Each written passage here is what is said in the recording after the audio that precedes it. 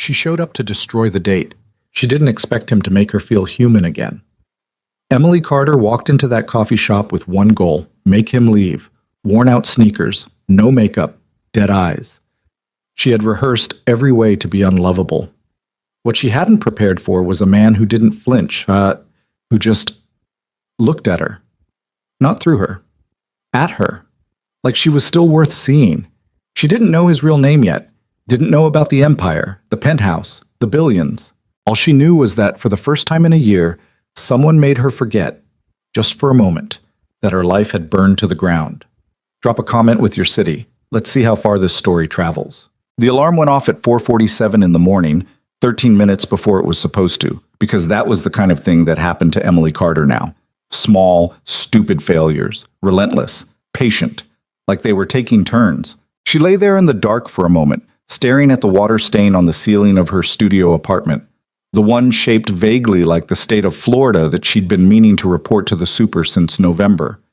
It was March now. She hadn't reported it. She'd stopped reporting things. The radiator knocked twice, then went quiet.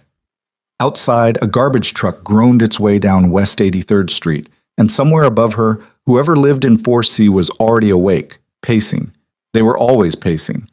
Emily used to wonder what kept them up. Now she understood completely. She sat up and reached for her phone out of habit, then stopped herself before she could check the banking app. That was a morning rule she'd made after the third time she'd started the day by reading the number $2,847.19 and feeling it settle into her chest like a stone. Some mornings you needed 20 minutes before you let reality back in. She got up instead, put her feet on the cold floor, made it count. The apartment was small enough that 3 steps got her to the kitchen, which was generous calling it a kitchen. A 2-burner stove, a half fridge that rattled when the compressor kicked on, and a window that faced the brick wall of the building next door. She'd hung a small photograph of the Brooklyn Bridge there once, taped to the glass, so she'd have something to look at while the coffee brewed. It had faded to almost nothing in the winter light. She'd stopped seeing it months ago. Emily Carter was 30 years old, and she had gotten very, very good at not seeing things. She poured yesterday's cold coffee into a mug and put it in the microwave and stood there watching the seconds count down. And she thought about the day ahead. There was a job in Astoria, a small one, pulling up water-damaged subfloor in an old brownstone somebody was converting into rental units. The owner was a nervous little man named Gerald, who paid in cash every Friday and expected her to pretend she didn't notice when he skimmed $20 from what they'd agreed on. She noticed. She always noticed. She just needed the money more than she needed to say so. The microwave beeped. She drank her lukewarm coffee standing at the window, looking at the brick wall, and she thought briefly about the version of herself that had existed 18 months ago. That Emily had an office with a view of the Hudson, a drafting table covered in blueprints and color swatches and hand-drawn sketches of restored cornices and original molding. She had a fiancé who brought her coffee from the good place on Lexington, the one with the handwritten menu. She had a 5-year business plan and a client list that was finally growing past referrals. She had believed, genuinely believed, that she was building something real. She put the mug down before she finished thinking about it. That was another rule. But then, the coffee shop she went to every morning before jobs was called Halcyon, which she had always found slightly ironic given that she went there specifically to sit with her unhappiness in peace. It was 2 blocks from her apartment, sandwiched between a dry cleaner and a shuttered pizza place. And it had exactly 7 small tables, exposed brick, and a rotating selection of folk music that nobody ever complained about. The owner, a 50-ish woman named Rosa with silver-streaked hair, and the unhurried manner of someone who had already survived everything, had stopped asking Emily what she wanted when she walked in. She just started the oat milk latte and put a bran muffin on a small plate without being asked. Emily loved her for it. She never said so. She came in that morning at 5:23, before the commuters and the laptop workers and the new mothers with strollers, and she took her usual table in the back corner, and she opened her sketchbook to a blank page, and she sat there without drawing anything. This was her ritual. Not the drawing, the sitting, the having of a place that was slightly hers, even if she was only borrowing it, the warmth of it, the ordinary sounds of milk being steamed and music she barely heard, and Rosa reorganizing the pastry case with methodical calm. She'd been coming here since October, 3 days after she'd moved into the studio, and 2 days after she'd admitted to herself that she wasn't going to bounce back from Marcus as quickly as she'd told her friends she would. Marcus. She turned to a fresh page in the sketchbook and drew a door instead. She was good at doors, all the detail work, the grain of wood, the shape of hardware, the light coming through a transom window. She could spend an hour on a door and not think about anything else. She was halfway through shading the threshold when her phone buzzed. Jess. You up? Jess. I know you're up. You're always up. Jess, call me. Emily looked at the messages for a moment. Jess Nakamura had been her best friend since their second year of architecture school at Columbia. Back when Emily still wanted to be an architect and Jess had already pivoted to interior design and was already building the relentless networking machine that would eventually turn her into one of the most sought-after residential designers in the city. They were complete opposites in almost every way, which was probably why it worked. Jess operated at a frequency most people found exhausting. Emily had always found it grounding. She typed back, "It's 5:30. Jess, I'm aware. It's important. Jess, are you at that sad little coffee shop? Emily looked around Halcyon with its warm lights and Rosa's hand-painted chalkboard menu and the small shelf of community books near the door. She thought sad was harsh. Emily, it's not sad, Jess. It has 7 tables, Emily. Jess, anyway, Friday night, dinner. I'm setting you up. Emily put the phone face down on the table. She picked it up again. Emily, no, Jess, yes. Emily, absolutely not. Jess, you haven't been on a date in 14 months. Emily, I've been busy, Jess. You've been hiding. There's a difference. Emily stared at the screen. The problem with Jess was that she was almost always right, and she delivered being right without any of the gentleness you might hope for from a best friend. There was no padding, no softening, just the thing itself, handed to you like a bill. Emily, who is he? Jess, someone I know through a client. He's normal, he's smart, he's not horrible looking. You'll like him, Emily. You've said that before, Jess. Ryan was a mistake and I acknowledge that. This is different, Emily. How, Jess? Because I actually met this one in person. He's real. Just come. One dinner. If you hate it, I'll never bring it up again. Emily looked at the door she'd been drawing. She had added a small crack in the frame without meaning to. Emily, fine, but I'm not dressing up, Jess. Oh my God, you're such a nightmare, Jess. Be there at 7. It's the Italian place on Bleecker I sent you last month, Jess. And Emily? Jess. Please wear something that doesn't have paint on it. Emily put the phone in her bag and went back to the door in her sketchbook. She filled in the crack, made it a shadow instead, and by the time Rosa brought over a second latte she hadn't ordered but apparently needed, she had almost convinced herself that Friday was still 4 days away, and she didn't have to think about it yet. The brownstone in Astoria was a disaster in the best possible way. Emily loved buildings like this, structures that had been neglected just long enough to reveal everything underneath the surface improvements. Pull up the carpet and find original oak hardwood. Chip away the drywall and find the bones of what the original builders had intended back when people still put craft into the walls. There was an honesty to a building in this condition that she'd stopped being able to find in people. Gerald, the owner, met her at the door in a fleece vest and reading glasses pushed up on his forehead, looking mildly panicked. He had that look often. It was his resting expression. The plumber says the subfloor extends under the bathroom too, he said, by way of greeting. I was hoping it was just the kitchen. It's always more than you think it is, Emily said. She set her bag down in the front hallway and looked around with the practiced eyes she'd developed over the last year of doing this work. Not the eyes she'd trained in school. That was the eye for potential, for vision, for what something could become. This was a different eye. Practical. Diagnostic. It looked for what was broken and how bad. Can you do both? Gerald asked. Give me until noon to assess the bathroom, and I'll tell you what I can do and what you need to bring in a licensed contractor for. She paused. And Gerald, we should talk about the rate for the additional scope before I start. Gerald blinked at her like this was an unexpected and slightly rude thing to say. Of course, he said quickly. Absolutely, yes. She went to work. This was the part of her life that made sense. Not the money.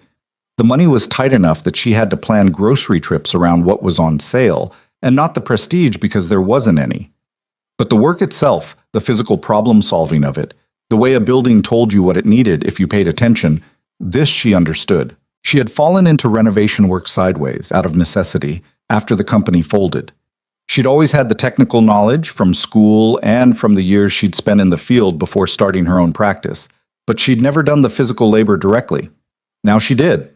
She pulled floors and patched plaster and stripped old paint and rehung doors that had warped out of their frames over decades. She worked with a small crew sometimes and alone other times, and she was good at it in a way that surprised her at first and then stopped surprising her because it turned out she'd always been good at the thing underneath the thing she thought she was good at. She'd just never needed to find that out before.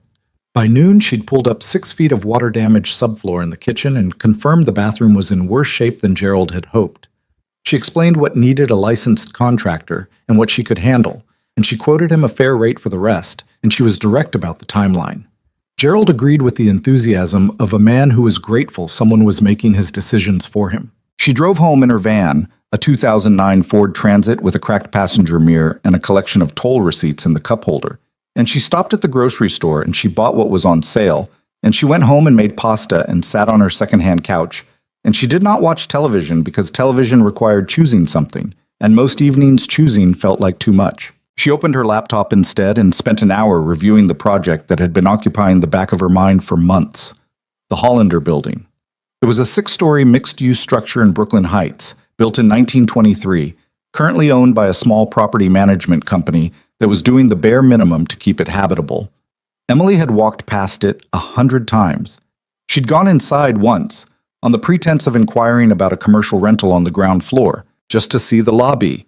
The original terrazzo floors, the pressed tin ceilings, the wrought iron stair railings that someone had painted over in institutional beige sometime in the 1980s. It had almost made her cry, not because it was ruined, but because it wasn't. Underneath the neglect and the bad decisions, it was all still there. She had a complete renovation proposal saved in a folder she never opened.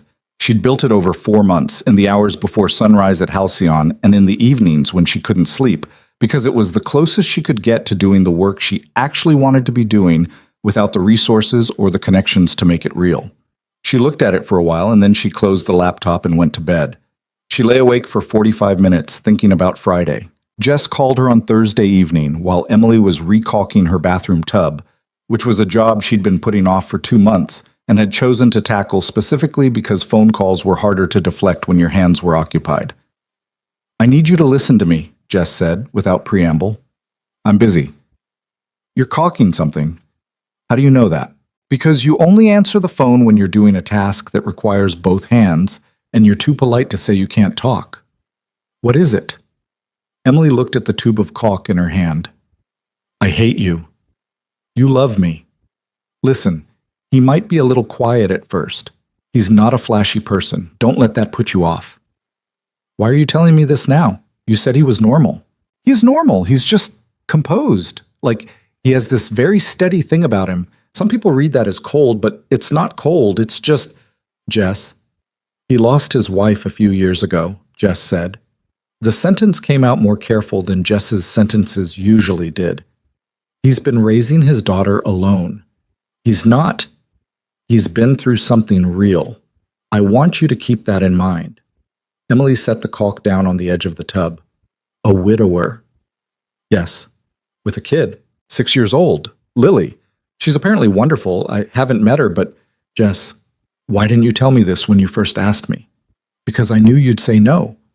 Emily opened her mouth and then closed it again, because that was probably true. "His name is Nate," Jess continued. "He works in investments. He's 32. He specifically asked me to keep things low-key, which I respected, so I haven't told him much about you either, except that you're an architect, and you're brilliant, and you've had a rough year." "You told him I've had a rough year?" "I told him you've had a rough year, so he'd have realistic expectations, yes. You can thank me later. I'm going to hang up on you. Wear the blue dress. The dark one." "I don't have a blue dress anymore." There was a pause. "What happened to the blue dress?" "I packed it when I moved, and then I unpacked everything else, and it didn't seem..." Emily stopped. "It just didn't seem like a blue dress kind of year." The line was quiet for a moment, and Jess, who did not do quiet easily, let it be quiet. That was the thing about her. Underneath all the forward momentum, she knew when to stop. "Wear whatever you want," she said finally. "Just come, okay? That's all I'm asking." Friday came the way Fridays do when you're dreading them, faster than any other day of the week, barely pausing to let you prepare. Emily stood in front of her small closet for 6 minutes at 5:45 in the evening and looked at her clothes with the impartial gaze she usually reserved for assessing damaged plaster. She owned 2 pairs of jeans, 1 pair of work pants, 3 sweaters of varying warmth, a collection of flannel shirts she'd started buying when she realized flannel was both functional and socially acceptable as outerwear, and 1 black blazer that she'd bought 2 years ago for a client presentation and worn exactly twice. She put on the dark jeans, a gray sweater that was clean and soft and had no paint on it, the black blazer, her worn leather ankle boots. She looked in the bathroom mirror for a moment, long enough to note the circles under her eyes, the hair that needed a trim, the general air of someone who had been surviving something. And then she deliberately did not spend any more time on it. This was strategic.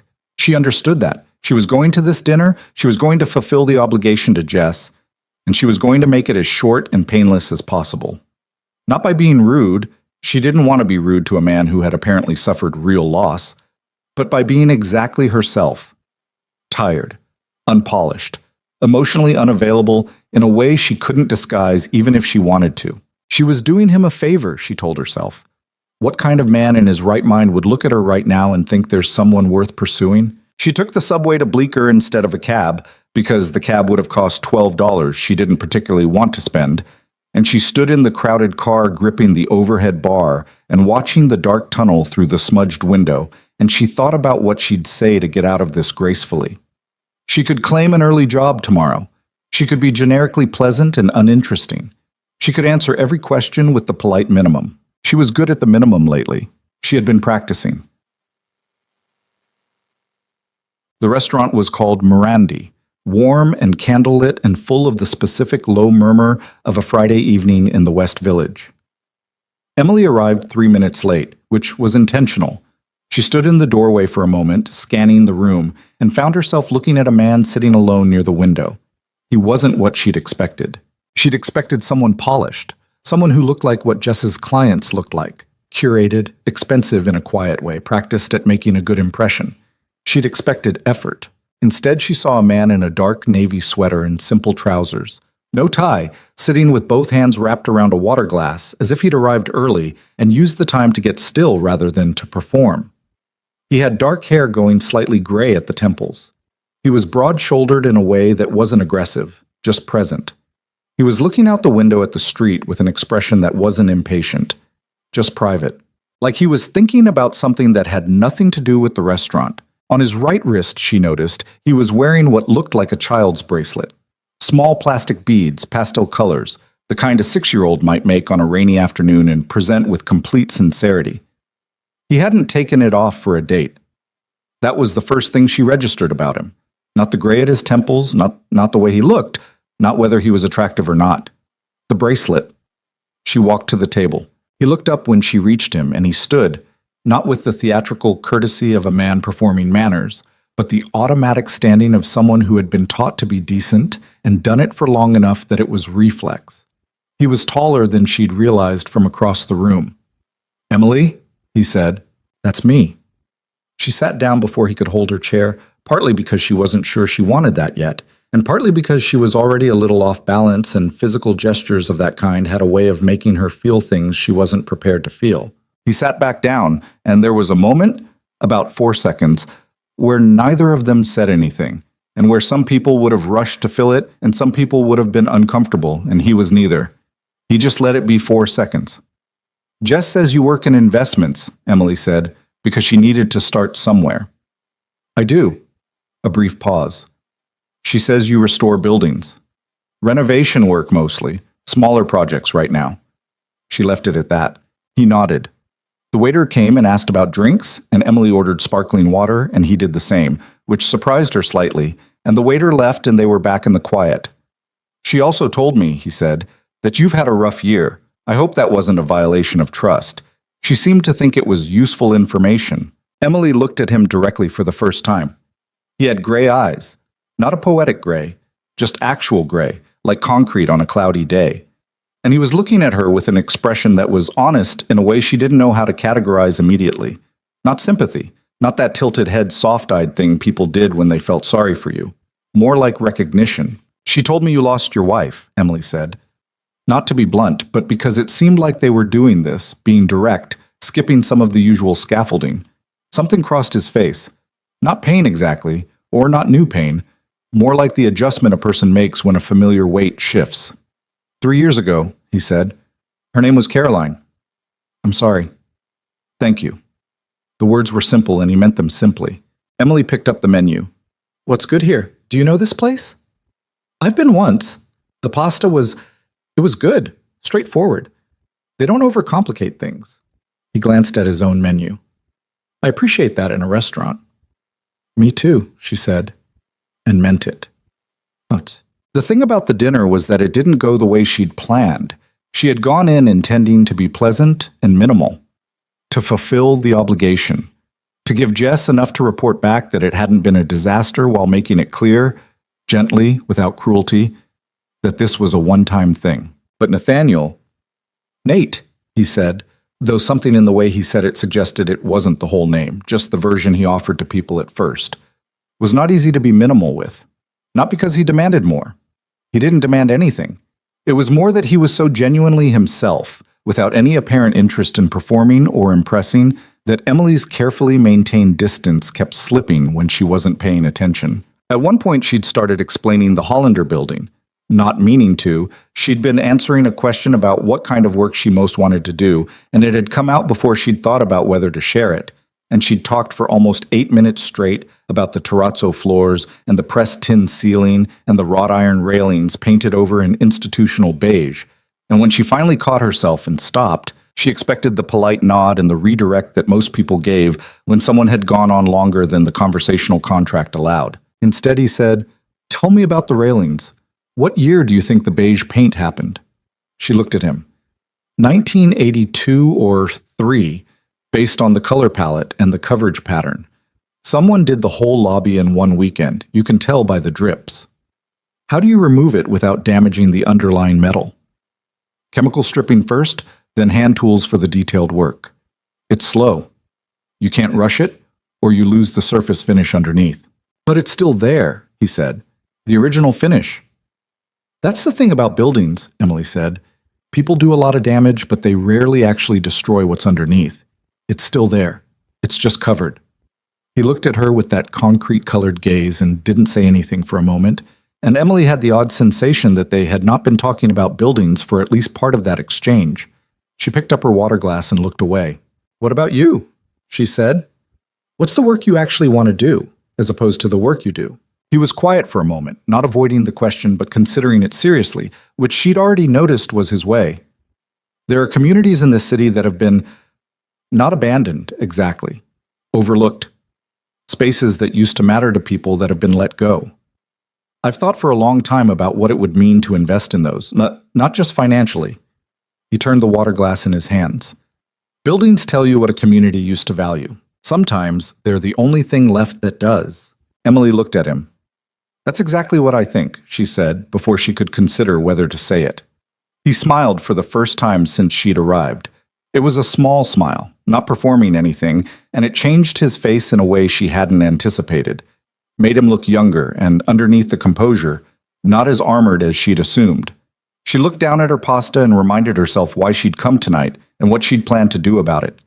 She was not doing it very well. They stayed until the restaurant was half empty, which was almost 2.5 hours. Toward the end, she mentioned that she'd studied architecture at Columbia. He asked what had made her choose that, and she talked about a building she'd seen as a child, a small post office in the Connecticut town where she'd grown up. Nothing famous, just a WPA-era building with clean stone and a wooden counter worn smooth by 80 years of hands. She'd been 7 years old, and she'd stood in the lobby and looked up at the ceiling and thought, someone cared about this place before I was born. She'd never been able to explain why that had mattered so much to her. He listened without interrupting. That was something she noticed people rarely did anymore. Listen without the slight forward lean that meant they were waiting for their turn. What made you go into investments? She asked. He paused, and something was careful in the pause. Not evasive, but careful. It was where I could have the most impact, he said, at the scale I wanted to work at. Emily registered the slight vagueness of it. She didn't push. When they finally got up to leave and the waiter brought the check, she reached for her half automatically. This was not a date, she had decided. It was a dinner, and she paid her half of dinners. But he had already set his card down with the quiet efficiency of a person who had done this many times and had no intention of making it a negotiation. "You didn't have to do that," she said. "I know." Simple, without the expectation of credit for it. They walked out into the West Village night, and it was cold, the kind of early spring cold that still has real winter in it, and Emily pulled her blazer tighter, and they stood on the sidewalk for a moment in the comfortable way of two people who had talked longer than expected and weren't entirely sure how to end it. "I have a job in Red Hook at 7 tomorrow," she said. "Early night for me." "Of course." He wasn't going to make it awkward. She had known somehow that he wouldn't. She started and stopped, because what she'd been about to say was, this was actually okay, and she didn't know if that was appropriate, and also she wasn't certain it covered what she actually meant. "It was good to meet you, Emily," he said, and the straightforwardness of it was such a relief that she felt something crack open slightly in her chest, just at the edges. "You too," she said. "Nate." She went down into the subway. She stood in the car going uptown, and she held the overhead bar and she didn't look at her phone. She looked at the dark tunnel going past the window and she thought, against every effort not to, about small plastic beads on a man's wrist, about wrought iron railings still whole under a coat of beige paint, about the specific quality of someone who listened without waiting. She got home and sat on her second-hand couch. She did not convince herself it had been nothing. 3 days later, Jess called at a reasonable hour. "So," she said. "Don't," Emily said. "How was it?" "It was fine."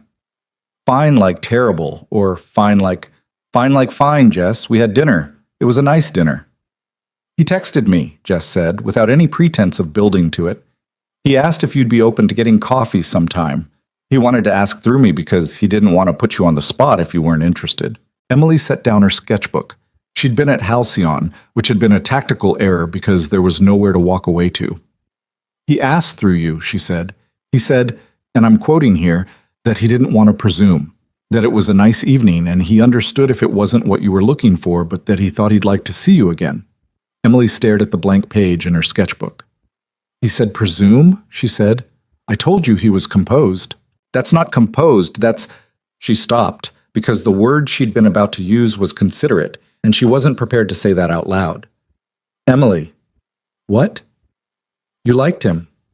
The terrible thing about Jess was that she was almost never wrong. Emily picked up her pencil and drew the first line of a door. "Tell him coffee is fine," she said. "Saturday morning. Somewhere in Brooklyn. I have a job in Carroll Gardens after." Jess made a sound that Emily refused to categorize as a squeal. "And Jess, keep the commentary minimal." "Absolutely," Jess said, in the tone of someone who had never done anything minimally in her life. Emily drew the door. She added a transom window. She spent a long time on the glass. The coffee shop they met at on Saturday was in Cobble Hill, a neighborhood Emily knew well enough to feel comfortable in, small and warm in the way of places that have been on the same corner long enough to belong to the neighborhood rather than the other way around. Nate was already there when she arrived. He'd ordered her an oat milk latte without asking, and for a moment she was annoyed. She could order her own coffee. And then she realized Jess must have told him, and the annoyance softened into something she was less sure how to categorize. "I hope that's right," he said, nodding at the cup. Jess was very specific. "Of course she was." Emily sat down. "She's probably prepared a dossier. She did actually mention that you're allergic to cilantro, you prefer window seats, and you worked a 14-hour day last Wednesday. The cilantro is genuinely dangerous. The rest is surveillance." He smiled. That same small smile from the restaurant, the one that did the thing to his face. He was wearing a gray sweater this time, a different one, but the same quality of simple, and the bracelet was still there on his wrist. She found herself looking at it and making herself look away. "How was the Red Hook job?" he asked. She'd mentioned it only in passing, at the end of a 2-hour dinner, on their way out the door. She hadn't expected him to remember it.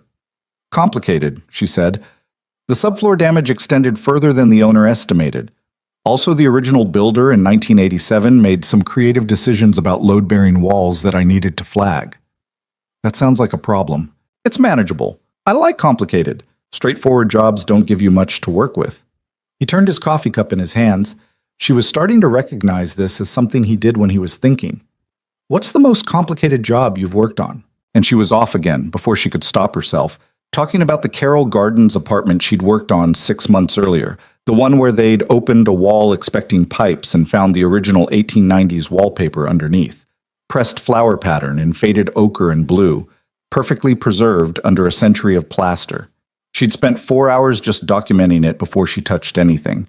The owner had wanted to tear it out. Emily had spent 2 hours convincing him to preserve a section of it behind glass as part of the renovation. He still sends me photos of it, she said. People come to look at it.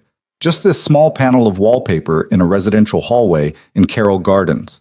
But it was there. It had been there for 100 years, waiting for someone to... She stopped herself. Sorry. I do this. Do what? Monologue about buildings. I've noticed. He didn't say it unkindly. It doesn't bother me. Most people's eyes glaze over around the 3rd minute. I don't think most people have given it the thought you have. He looked at her directly. What happened to your practice? Just mentioned you had your own firm. And here it was. The question she'd been waiting for and not wanting, the one where she'd planned to give the minimum. It didn't work out. Things change. I'm focusing on project work right now and move on. She looked at him. He was watching her with that concrete gray gaze, honest, not probing, not performing sympathy, just present with the question. My fiancé, she said, my former fiancé. He was also my business partner. She kept her voice even because she'd had 14 months to practice making it even. He had been sleeping with a client for about 8 months before I found out. When I found out, I also found out he'd been funneling firm expenses through her project invoices, which meant that when things fell apart personally, they fell apart professionally at the same time, and I was the one holding the liability because my name was the one on the business license. The quiet that followed was the right kind of quiet. Not the horrified pause before condolences, not the awkward silence before someone said something inadequate. Just a moment where he let what she'd said have the weight it actually had. I'm sorry, he said finally. That's a real and significant loss. Not how terrible or what a horrible person, or you'll bounce back, you're so talented. Just, that is a real and significant loss. Emily looked down at her coffee cup. Something behind her eyes felt dangerous, and she blinked once firmly and looked back up. It is what it is, she said, which was the phrase she used when she needed to move on from something. It doesn't have to be only that, he said gently, without any pressure behind it. She looked at him for a long moment. How do you do that? She said. Say the exact right thing without making it into a thing? He looked slightly caught off guard, which was the first time she'd seen him look that way. I don't know, he said honestly. I've had practice, I suppose, learning what doesn't help. She thought about what Jess had told her on the phone Thursday. He lost his wife. He's been raising his daughter alone. Lily, Emily said. Does she know you're here? Something changed in his expression. Opened in a way, became less careful. She does. She gave me instructions. He glanced at the bracelet on his wrist, almost involuntarily.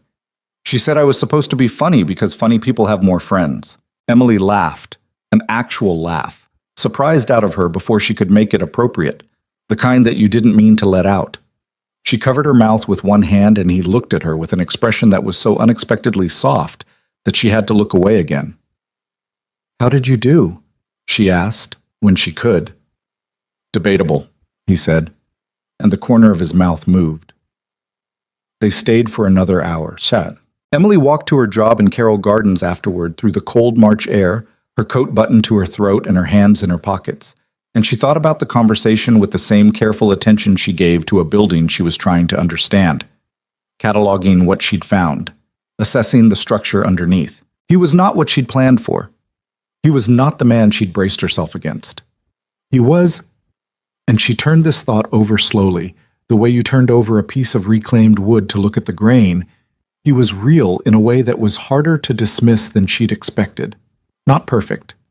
She could see the places he kept things close, the slight reserve when she'd asked about his work, the careful way he handled certain questions.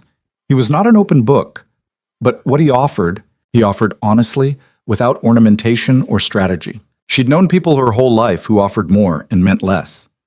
She stopped at the corner of Cane and Court, where the coffee shop was still visible a block behind her, and she stood in the cold for a moment and she thought about wallpaper behind plaster, about things still there underneath the damage. She was afraid. She wanted to be clear with herself about that. The fear was real and specific. Not abstract romantic anxiety, but the earned, calibrated fear of a person who had lost something they'd believed in completely and not yet stopped paying for it. But Nate hadn't asked her to stop being afraid.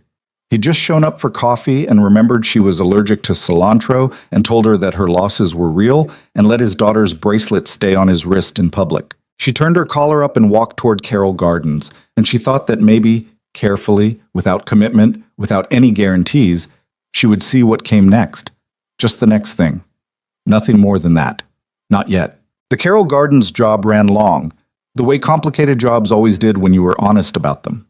Emily spent most of that Saturday afternoon on her knees in a gutted bathroom, pulling damaged lath from a wall cavity, while the owner, a retired school teacher named Donna, who hovered nearby with cups of tea Emily didn't have time to drink, talked about her late husband and the way he'd loved this apartment and why she couldn't bring herself to sell it even though 3 flights of stairs were getting harder every year.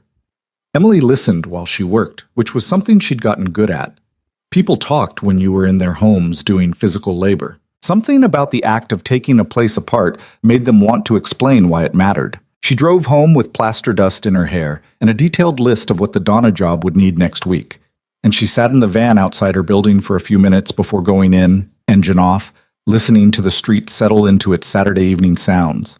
She was tired in the clean way, the way that came from actual physical work, and she was thinking about the coffee shop in Cobble Hill, which she'd been trying not to think about since she'd left it 4 hours ago. She'd given Jess a 1-sentence report that evening. It was good. Stop asking. Jess, predictably, had responded with 7 follow-up questions. Emily had answered 2 of them. What she hadn't told Jess was that she'd laughed. A real laugh, the involuntary kind that came out before you could shape it into something more controlled. She hadn't done that in a long time. She hadn't realized she'd stopped until it happened again, and the feeling of it was slightly foreign, like finding a coat in the back of a closet you'd forgotten you owned. She went upstairs and showered and ate leftover rice and stared at her sketchbook without opening it, and at 9:15 her phone buzzed with a text from a number she hadn't yet saved. "This is Nate. I wanted to make sure this got to you before the week started. Lily informed me this evening that I should have asked for your number directly instead of going through Jess. She said, and I'm quoting, 'That's just more professional, Dad. She's 6. Emily read it twice. Then she typed, "She's not wrong." A pause. Then, "No, she really isn't. She usually isn't," which is humbling. Emily saved the number. She put the phone down and picked it up again and typed, "Tell her the coffee was good. She can take partial credit for the instructions." Another pause, longer this time, and she imagined him showing Lily the phone and explaining what partial credit meant, and the image of it landed somewhere soft and unguarded in her chest before she had time to close the door on it. She says she accepts. She also wants to know if you like pancakes. Emily stared at that for a moment. Why? She makes them on Sunday mornings. She is, apparently, recruiting. The laugh came again, quieter this time, just a breath of one, and Emily pressed her lips together and typed, "Tell her I'm extremely fond of pancakes," and put the phone face down on the couch cushion because she needed to not read whatever came back for at least 5 minutes. She lasted 3. Sunday, 10 a.m. We're in the West Village. I'll send the address. Only if you want to. Absolutely no pressure either way. She thought about it. She thought about it longer than she should have needed to, turning it over, looking at it from the side the way she looked at structural problems. The thing was, she could feel the want clearly enough that it scared her.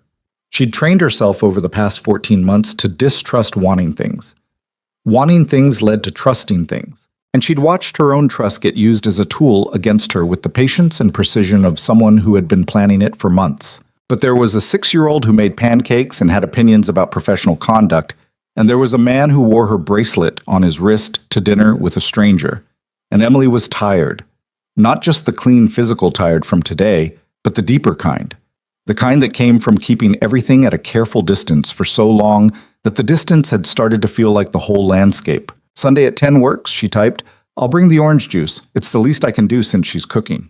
She put the phone down again. She went to bed. She did not sleep for a while, but it was a different kind of awake than usual.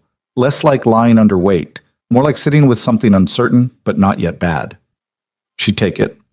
No. The address he sent was on a tree-lined block in the West Village, one of those streets that Manhattan keeps hidden between the ones everyone knows. and Emily stood in front of the building on Sunday morning with 2 containers of orange juice from the grocery store and had her first real look at the place where Nathaniel Hayes lived. It was a pre-war townhouse, 5 stories, limestone facade, the kind of building that had been on this block since before the neighborhood had its current name. She noticed before she meant to. The original ironwork on the entry steps, the lintel detail above the door, the window proportions that gave away the era. Late 1920s, she thought. Good bones. Very good bones. She was not going to think about the market value of a 5-story West Village townhouse. She was not going to do that math. She pressed the buzzer. The voice that came through the intercom was not Nate's. It was small and clear and slightly breathless, like someone who had been running.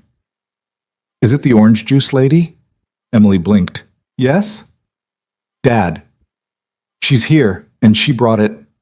The buzzer sounded, the door clicked, and Emily pushed it open into a vestibule with original black and white hexagonal tile on the floor, which she noticed and then firmly told herself was not the point of the visit. Nate appeared at the top of a short interior staircase, slightly rumpled in a way she hadn't seen him before. Jeans, a flannel shirt with the sleeves pushed up, bare feet, hair that hadn't been organized yet into anything deliberate. He looked more like himself, she thought, and then wasn't sure why she thought that, since she'd only met him twice. "Good morning," he said. "I apologize in advance for whatever is about to happen." Before Emily could ask what that meant, a small figure came barreling around him and stopped at the top of the stairs, studying her with the frank appraisal that only very young children and very honest adults could pull off without it being rude. Lily Hayes was 6 years old, brown-haired, brown-eyed, and wearing an apron that said "Chef" in block letters that was approximately 3 sizes too large for her. She had maple syrup on her left cheek. She was looking at Emily with the focused intensity of someone conducting a serious evaluation. "You have paint on your jacket," Lily said. Emily looked down. There was, in fact, a small streak of dried white paint near the cuff of her jacket that she'd missed. "I do," she agreed. "Good eye." Lily nodded, apparently satisfied. "Dad has paint on his shirt sometimes, too. He says it adds character." "He's right."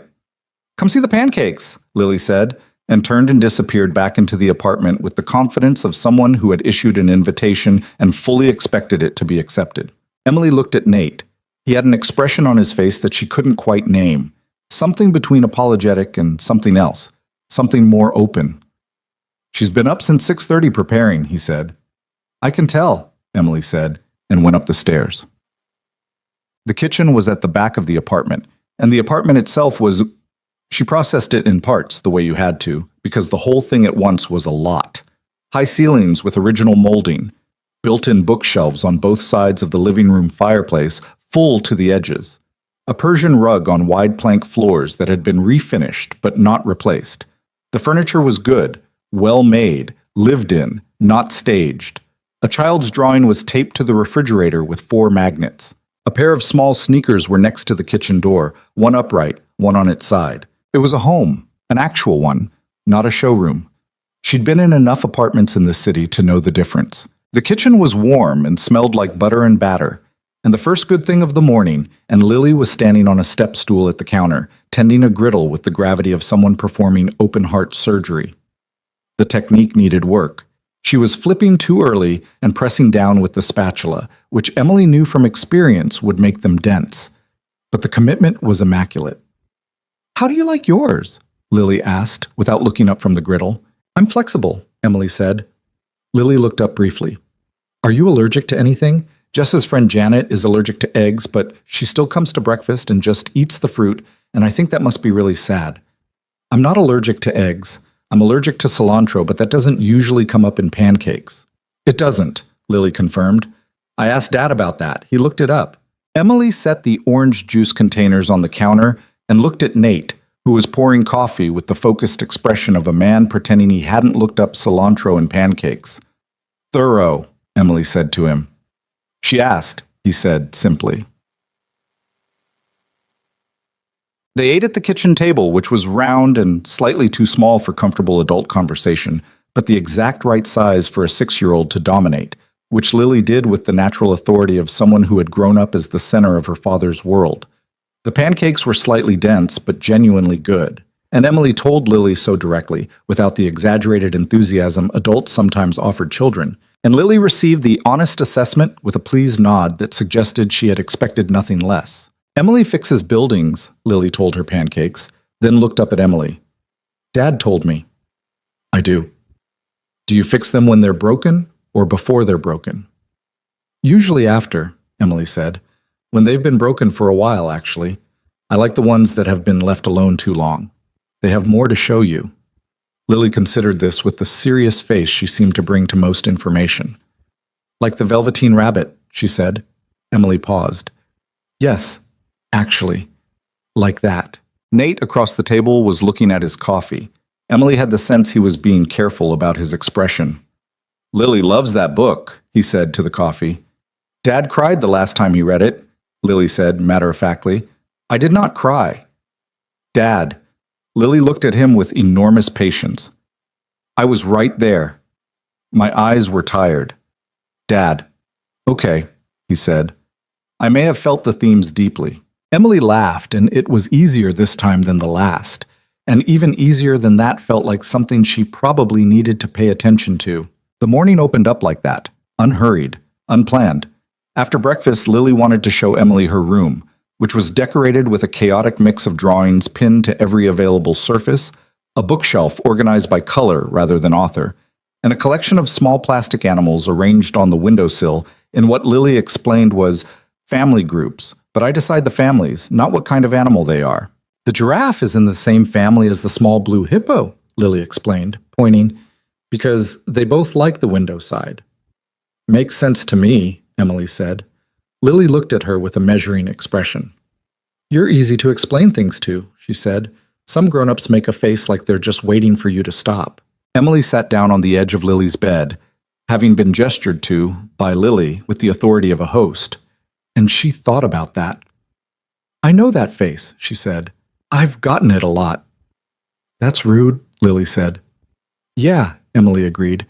It kind of is. Lily picked up the giraffe from the windowsill and handed it to Emily with the ceremony of someone presenting an award. You can hold Gerald, she said. Emily looked at the small plastic giraffe. Gerald, she said. He's shy, but he likes new people once he knows them. Emily looked up and found Nate leaning in the doorway of Lily's room, watching them with his hands in his pockets and an expression on his face that was completely unguarded in a way she hadn't seen before. Not the composed, careful face from the restaurant, or even the easier version from this morning. Something that looked like it had gotten past his usual architecture and not been able to get back in. He caught her looking and straightened slightly, and the expression settled back into something more guarded, but not fast enough. She looked down at the small plastic giraffe in her hand. She stayed for 3 hours. She thought about that look for the rest of Sunday and all of Monday and most of Tuesday morning while she was replastering a section of cracked wall in a Prospect Heights kitchen, spreading compound with the long, flat pull that required the right amount of pressure and almost none of her conscious attention, which left the rest of her mind free to do what it had been doing since the West Village. She was falling for him. She knew it the way you knew a structural issue before you'd fully diagnosed it. The evidence accumulating quietly until one morning you couldn't pretend you hadn't been seeing it. The way he handled Lily, not with performance or with the slightly self-conscious parenting of someone who knew they were being watched, but with the plain attention of a person who had built his actual life around this child. The way he listened, which had not been an accident or a first date technique, but apparently just how he was. The fact that he had looked her up a cilantro allergy not to impress her, but because his daughter had asked. The look in the doorway. She was also afraid in a way that was getting harder to manage with the tools she'd been using for the past 14 months, because those tools had been designed for a different kind of distance than this. She'd gotten good at keeping the world out when it knocked. This felt less like knocking and more like someone standing quietly nearby until she remembered the door opened from the inside too. She spread another section of compound and thought about Marcus. She did this less often now than she used to. It had become less like an open wound and more like scar tissue, present but not active. But she made herself do it deliberately sometimes, the way you tested a healed bone to know how much weight it could bear. Marcus had been charming in a way she'd mistaken for depth. He'd been attentive in a way she'd mistaken for care. She had been, she understood now, genuinely good at not seeing things that she didn't want to see, and he had known that, had counted on it. The thing she kept turning over was this. She was not seeing anything innate that required willful blindness. She was not excusing things or rationalizing gaps or talking herself into anything. If anything, she'd been actively looking for reasons to be cautious and finding them in short supply. He was not perfect.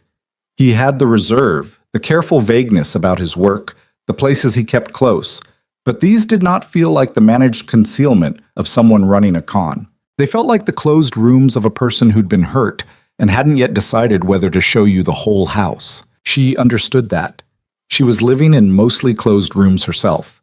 She cleaned her tools and packed up and drove home and found 2 texts from Nate from the afternoon.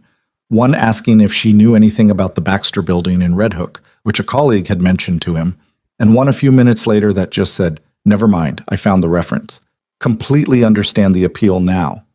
Someone really did paint over original mahogany trim with latex white, didn't they? She stared at the second message for a moment. He'd gone and looked it up on his own. He'd gotten interested. "Latex white over mahogany," she typed back. "In 1994. I have crime scene photos. I would like to see them." "You say that now," she wrote, "but I get emotional about it, and it takes about 40 minutes. "I have time," he wrote back simply.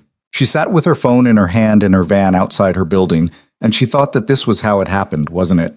Not in a moment, not in a gesture, just in the accumulation of small, honest things until you looked up and realized you were somewhere different than where you'd started. She went inside and found the photos. Moktum. They developed a rhythm over the next 2 weeks that neither of them had formally agreed to, but both of them had apparently decided on. Coffee on Saturday mornings, sometimes Carroll Gardens, sometimes Cobble Hill, once a place in Dumbo she'd been meaning to try and had never had a reason to. Texts throughout the week that started as specific questions about buildings, about Lily's ongoing animal family taxonomy, about a book one of them had mentioned and the other had gone and found, and gradually became less structured than that, less transactional, more like the kind of low-frequency conversation you had with someone who was becoming a consistent presence in your interior life. She met him outside a bookshop in the West Village on a Thursday evening by accident. She'd been heading to a hardware store 2 blocks over, and he'd been walking home from a meeting, and they'd both stopped when they saw each other with the slight recalibration of people encountering each other outside their usual coordinates. He was in a suit jacket, which she hadn't seen before, though he'd loosened the tie and the jacket was slightly rumpled in the way of someone who'd had a long day and been too busy to notice. "Long one?" she said. He looked down at himself. "Is it obvious?" "Only the jacket. The rest of you is fine."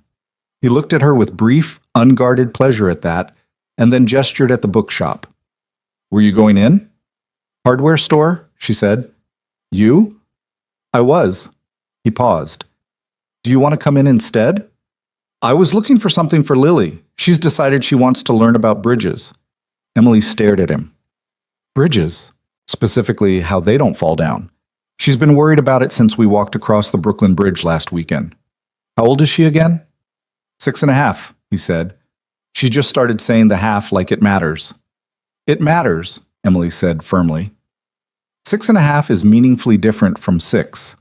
He looked at her, and the warm, unguarded thing was back in his face. "Come help me find a book about bridges," he said. "Please." So they went in, and Emily spent 45 minutes in the children's section of a West Village bookshop with a man she was falling for, finding him a book about bridges for a 6-year-old who had architectural anxiety, and it was the most comfortable she'd felt inside a building in a long time, which was saying something. She found a book, a well-illustrated one that explained load distribution in terms a child could follow, which she'd come across years ago and recommended to a colleague's kid. And she handed it to him and explained why it was the right choice in terms that were probably more detailed than required. He was listening with his whole attention. She kept talking. The owner of the shop, a small older man in a cardigan, came past once and gave them the look he probably gave everyone who stayed too long.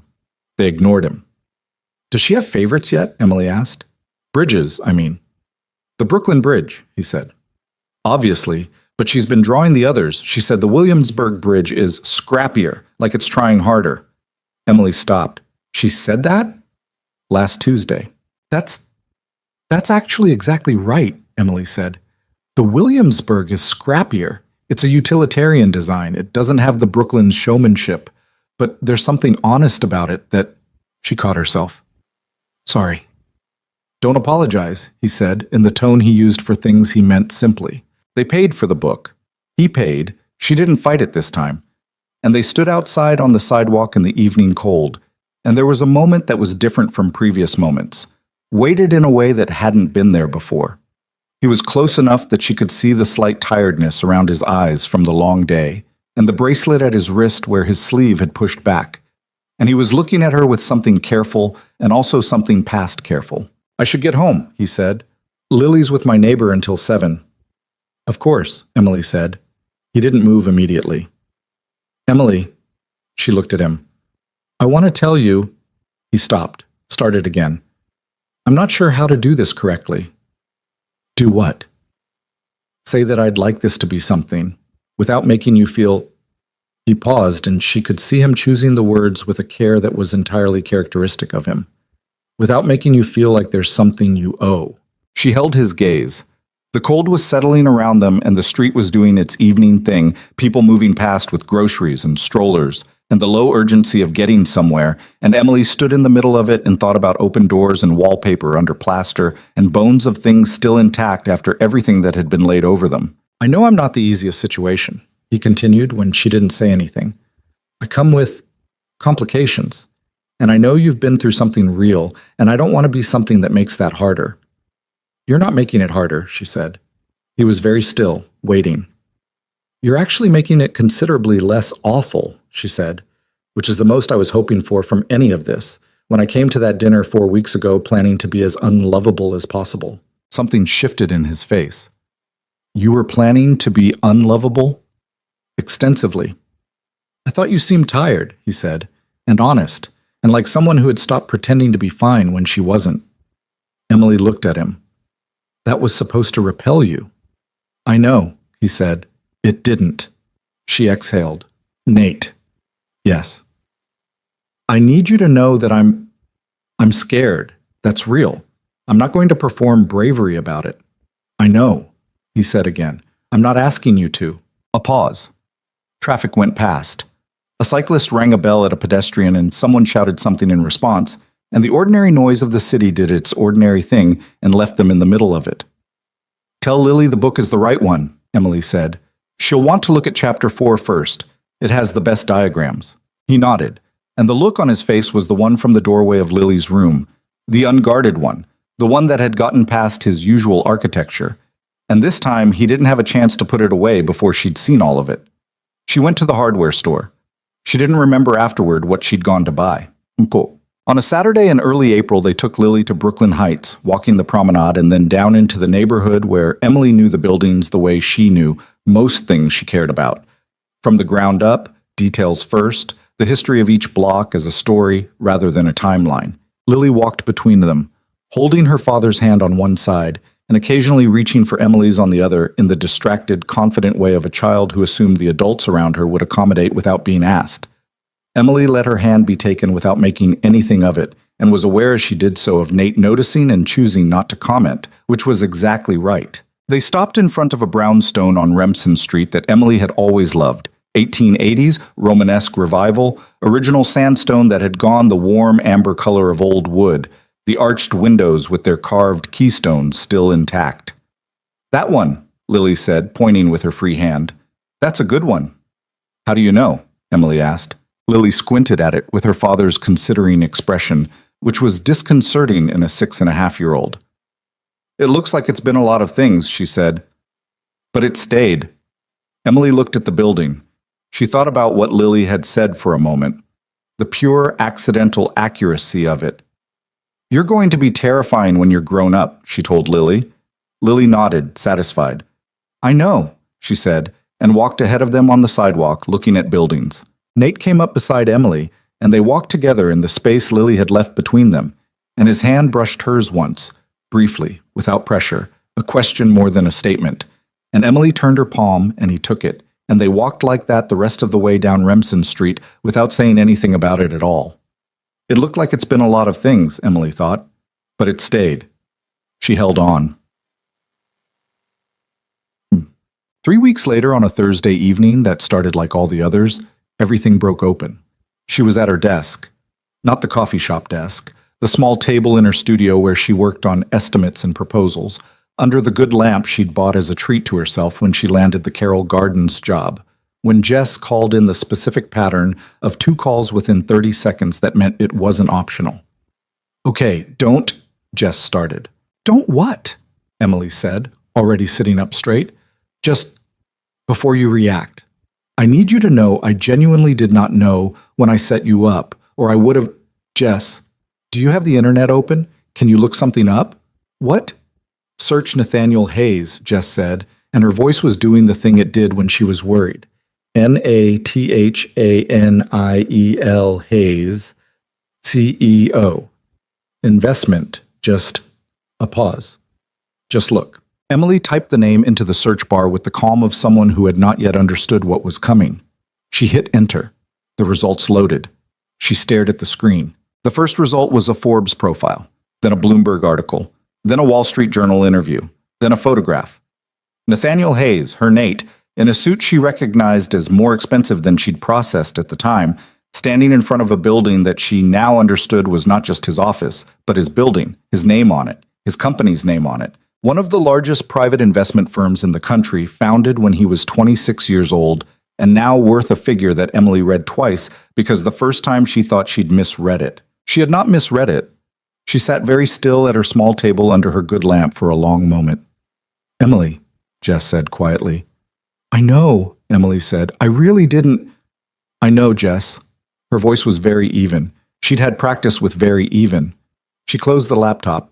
She sat in her apartment in the dark, and she thought about the townhouse on the West Village, tree-lined street with its pre-war limestone and its wide plank floors and its bookshelves, and the child's drawing on the refrigerator.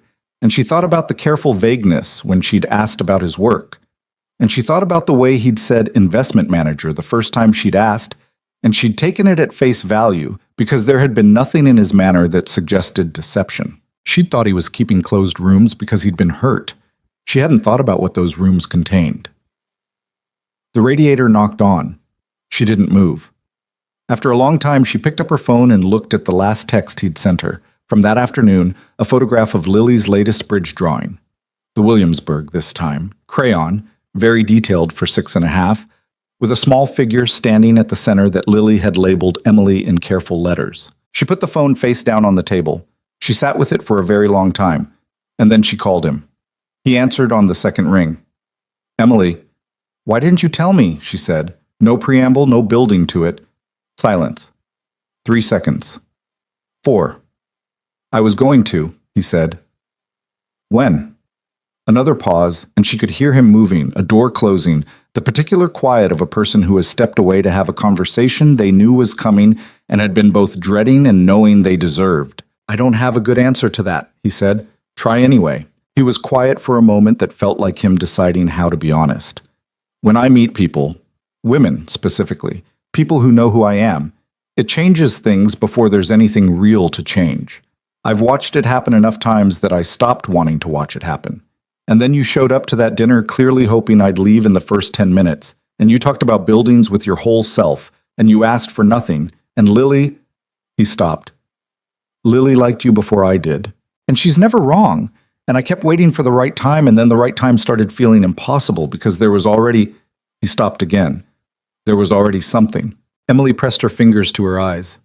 Nate, I know. You let me think, I know. I told you about Marcus, she said, and her voice did something on the word that she couldn't entirely control. I told you what he did. I told you what it cost me. And then you... I know. His voice was very low. I know what I did, and I'm not going to tell you it's not the same because you get to decide that, not me. The silence that followed was the worst kind. Not empty, but full of things that didn't have the right shape yet. I need to think, she said. Okay. I'm not saying... She stopped. I just need to think. Emily. His voice was quiet and careful, and underneath that, something she wasn't prepared to hear yet. I'm sorry. That's not sufficient. I understand that. But I'm sorry. She ended the call. She sat at her small table under her good lamp in her studio apartment with its Florida-shaped water stain and its rattling refrigerator and its brick wall outside the window, and she thought about what it meant to be someone who was good at not seeing things they didn't want to see. She had thought she was so much better at it than she used to be. Turned out she hadn't been seeing this either. Just the other direction, looking for the crack in the foundation and missing the whole structure it was built on. She picked up the phone and looked at Lily's drawing again. The small crayon figure labeled Emily standing in the middle of the Williamsburg Bridge, between the towers.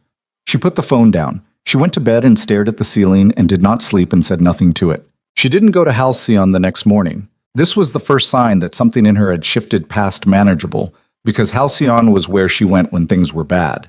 It had been her reset point for 7 months, the place where the day started before it could go wrong, where Rosa knew her order and the folk music was low, and the 7 tables meant the world was small enough to sit inside without it pressing in.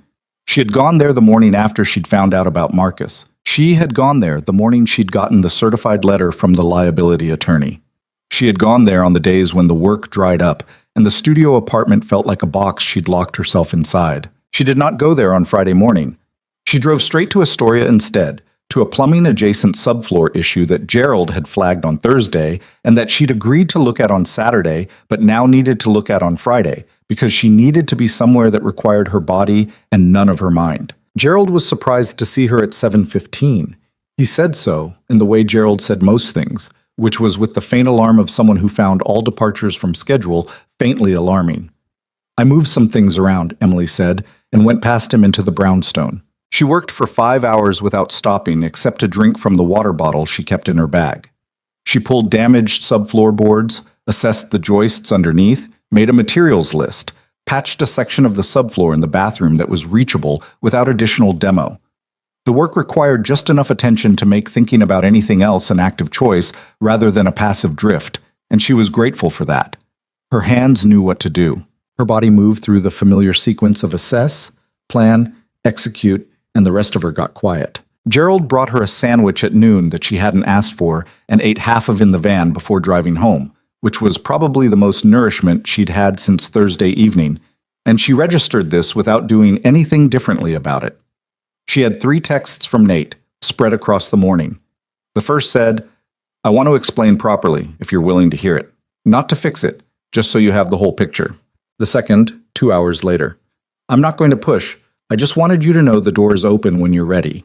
The third was sent at 11:43 and was shorter. "Lily asked about you this morning. I told her you were busy. I didn't know what else to say." She read all 3 sitting in the parking spot outside her building, engine off, rain starting against the windshield in the light, insistent way of early spring rain that couldn't decide whether to commit. She read them twice. Then she put the phone in her bag and went upstairs and took a shower and ate the other half of the sandwich and sat on her couch. She thought about what he'd said on the phone. "You showed up to that dinner clearly hoping I'd leave in the first 10 minutes, and you talked about buildings with your whole self, and you asked for nothing." She turned that over. She understood it, not as justification but as a real human thing, the fear that the truth of what you were would change how someone saw you before they'd had the chance to see you at all. She understood it specifically, in the way you understood something that matched a shape you already carried. That was the problem. She understood it too well to dismiss it cleanly, and the parts of her that were still raw from Marcus kept trying to collapse the 2 things into the same shape, and they weren't. She knew they weren't, but knowing and feeling were running on separate tracks right now, and she was too tired to bridge them. She opened her laptop and pulled up the Hollander building proposal. Not to work on it, just to look at something she'd built carefully and methodically and not lost yet. She fell asleep on the couch at 9:30 with the laptop open on the coffee table and the rain still going against the window. She called Jess on Saturday. Jess picked up before the first ring finished, which meant she'd been waiting. "Okay," she said. "I know you didn't know," Emily said. "I want to be clear about that. I genuinely did not. When he came to me about the setup, I had met him once through a client event, and I knew he worked in finance, and he'd been widowed, and he had a young kid, and he seemed decent. I did not know the full scope of what finance meant in his case." "Did your client know?" A pause. "My client knows who he is, yes. She didn't tell me because I hadn't asked." Emily absorbed this. It was the nature of Nate's world. She was beginning to understand. People who knew, people adjacent to people who knew, and a very careful radius of ordinary life he'd constructed around himself and Lily that existed at a different altitude from the rest of it. He'd chosen Jess because Jess didn't move in those circles directly. He'd chosen a restaurant in the West Village instead of the places someone at his level would actually frequent. He'd shown up in a navy sweater instead of anything that signaled what he was. It had been deliberate. Every part of it had been deliberate. She didn't know yet if that made it worse or just more complicated. "What are you going to do?" Jess asked. "I don't know." "Do you want me to tell you what I think?" "No," Emily said. "Okay." Another pause. "Do you want me to tell you anyway?" Despite everything, Emily felt the edge of something almost like a laugh. "You're going to whether I say yes or not. Only because you need it," Jess said. "I think what he did was wrong. He should have told you earlier. Definitely before the first walk in Brooklyn Heights. Definitely before Lily handed you a plastic giraffe and named it Gerald. Those were moments where the concealment shifted from protection to deception, and he should have seen that line, and he didn't." She stopped. "But I also think he's not Marcus." "I know he's not Marcus. Do you?" "Because from where I'm standing, you've been operating for the last 14 months with a very specific internal alarm system, and it goes off on a hair trigger now, and I think right now it's going off so loud you can't hear the difference." Emily pressed 2 fingers to her temple. That's reductive. "I'm not saying your feelings aren't valid. I'm saying be careful about which feelings you're leading with." "Jess." "I'm done," Jess said. "That's all I had. The rest is yours." Emily looked at her wall. The photograph of the Brooklyn Bridge she'd taped to the kitchen window had finally given up and slipped off its tape in the night, and she could see the street-level brick wall of the building opposite clearly now. She'd stopped really seeing the photograph months ago anyway, but the wall was just a wall. "He texted 3 times this morning," Emily said. "I know. He texted me too. He wanted to know if you were okay." She stopped. "He texted you to ask if I was okay? He's not asking me to intervene. He just wanted to know you were all right." Emily sat with that for a moment. Marcus had never once, not in 3 years together, thought to check whether she was okay through a third party after a fight. He'd been the kind of person who went cold in disagreements, who made the silence stretch until you came to him, who had never once in their entire relationship been the one to extend first. She knew they weren't the same person. She'd known that from the first dinner. "I'll call you later," she said to Jess. "Emily?" "I know. Give it a few days," Jess said, more gently now. "You don't have to decide anything today." She gave it 4 days. They were not easy days. She worked, Gerald's job, a small consultation in Park Slope she'd been putting off, an evening spent at the Hollander Buildings block, just walking around it in the cold, looking at it from different angles the way she sometimes needed to do before she knew what she thought.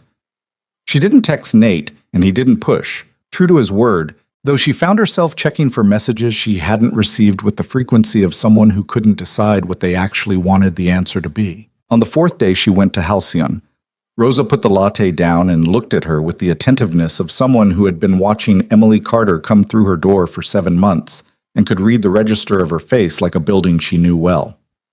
"Long week," Rosa said. It wasn't a question. "Yeah." Emily wrapped both hands around the cup. "Man trouble?" Emily looked up. Rosa shrugged one shoulder. "You've had a lot of kinds of bad weeks. I know what this one looks like." She turned back to the pastry case without any further comment, leaving the observation to stand on its own. Emily opened her sketchbook. She drew a door, then stopped, and turned to a blank page and wrote instead, "What do I actually know?" It was the question she used for buildings when she was trying to get past the assumption layer to the actual structural evidence. Strip out everything she'd inferred or feared or overlaid from previous experience. What were the actual facts in front of her? She wrote for 20 minutes. It was not a flattering list for her own reasoning process. She had assigned Marcus's pattern to Nate based on a single category of overlap, hidden information, without adequately accounting for the difference in kind and the difference in evidence of intent. She had been so carefully watching for the early signs of being used that she had perhaps not been adequately watching what was actually happening in front of her. What was actually happening in front of her was a man who had lost his wife and spent 3 years making sure his daughter still had a full life, who had agreed to a blind date set by a mutual acquaintance and been honest about who he was in every way that wasn't directly about his net worth, who had listened without performing and asked questions he actually wanted the answers to, and put his daughter's plastic bead bracelet on before a date and left it there, who had, when she'd pushed him away, sent 3 careful texts and 1 message through a third party asking if she was okay, and then stopped and waited. She closed the sketchbook. She thought about what Jess had said. He's not Marcus. She thought about what Nate had said the night she'd called him. I'm not going to tell you it's not the same because you get to decide that, not me. He had not defended himself by minimizing her response. He had handed the judgment back to her and stood in the discomfort of it without managing his way out. That was not what Marcus did. That was the opposite of what Marcus did. She picked up her phone and texted, I want to hear the explanation, not to fix anything yet, just to hear it. His response came within 2 minutes, which told her something about how his mornings had been going. Name the time and place. I'll be there. Quote, they met at a coffee shop in Dumbo that neither of them had a prior claim to, which felt right, neutral territory, no associations. It was a Tuesday morning, the 3rd week of April, and the East River was visible through the tall windows, gunmetal and choppy in the wind. Emily was there first. She chose a table near the window and ordered coffee and sat with her hands around it and waited. He came in looking like he hadn't been sleeping cleanly, which was the first honest thing about his appearance in a while, or the first time she'd seen the evidence of it. He'd shaved, but his eyes had the particular quality of eyes that had been doing too much in the dark hours. He sat down across from her and didn't start with anything ambient. Thank you for coming, he said. You don't need to thank me, she said. He ordered coffee from the passing server and looked at the table for a moment, organizing something. Then he looked at her directly, which was characteristic of him. He didn't approach difficult things sideways. When Caroline died, he said, I was 30. Lily was 3. I spent the first year just... He paused. Surviving the administrative reality of grief, which is vicious in ways nobody prepares you for. The paperwork, the decisions. Taking care of a 3-year-old while you're not taking care of yourself. The business kept running because I had good people, but I was not... Another pause. I was present in the technical sense. Emily didn't say anything. She let him have the shape of it. The 2nd year I started trying to have a life again, he said. Tried dating, twice, seriously enough to matter. Both times I told them who I was up front, because I thought that was the right thing, the honest thing. He turned his coffee cup in his hands, and she recognized the gesture, the thinking through his hands thing. Both times the relationship changed from that moment. Not dramatically, not obviously, but changed. The way I was seen shifted, and I was not... He stopped. I was a widower with a toddler trying to figure out how to be a functional person again, and suddenly I was also a financial asset that required management. Both of them were good people, I think, but the knowledge of what I was worth did something to how they held me. Emily was quiet, watching him. So I stopped doing it that way, he said. I decided that anyone worth knowing would know me first and the rest of it second. That seemed reasonable in theory. He looked up at her. Then Jess asked me about the setup, and I said yes because I'd been alone in a way that had started to feel like a permanent condition, and she seemed to think you were real, and then you came to that dinner trying to be invisible and talked about buildings like they were the most important thing in the world. And I thought, he exhaled, I thought, I need more time. Just a little more time where she's seeing me. Emily absorbed this. And then Lily, she said. Something in his face moved. Lily doesn't like most people, he said simply. She's polite. She's not unkind, but she doesn't open up quickly. He stopped. She handed you Gerald on the first visit. She's never done that. Gerald doesn't leave the windowsill. Emily thought about the small plastic giraffe. The one who was shy but liked new people once he knew them. I kept telling myself I'd tell you soon, Nate said, but soon kept moving. And the longer I waited, the worse it got. But I couldn't... He pressed his fingers briefly to his eyes. I couldn't see a way to say it that didn't sound like exactly what it was. A man who had lied by omission for weeks to someone who had specifically told him what deception had cost her. The silence that followed was substantial. Outside, the East River moved under the wind. Do you understand, Emily said carefully, why it hit the way it did? Yes, he said without hesitation. Not just because you hit it, Because of the specific thing you hid and the specific thing I told you and the timing of those two things relative to each other. Yes, he said again. I understand completely. I had all the relevant information about what this would mean to you, and I kept choosing my own comfort over giving you the truth. That's what I did. I'm not going to reframe that. Emily looked at him. She thought about what it would have taken Marcus to sit here and say those words in that specific order, without softening them, without the qualifying, but that followed every apology she'd ever received from him. She thought about it and found she couldn't get there, couldn't construct the version of Marcus who would have done this. I believe you, she said, that you were scared, that it wasn't malicious. He looked at her steadily, waiting for the rest. I also don't know how to just fold this into the previous story, she said. I don't know how to do that immediately, or maybe at all. I don't know yet. I know, he said. I'm not asking you to.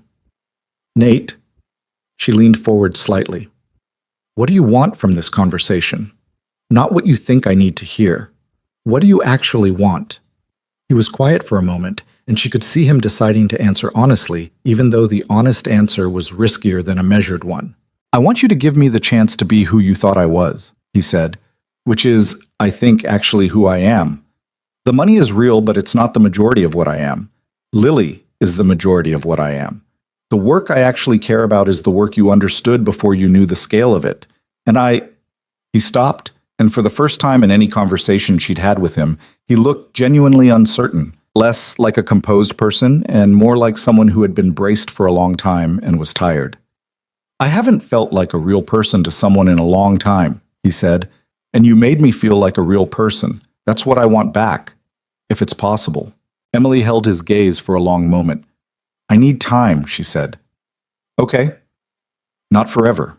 Just time. Take what you need, he said. I mean that without any edge to it. She nodded. They finished their coffee. They didn't solve anything, and the walk out to the street was quiet in the careful way of two people who have said real things and are letting them settle before deciding what to do with them.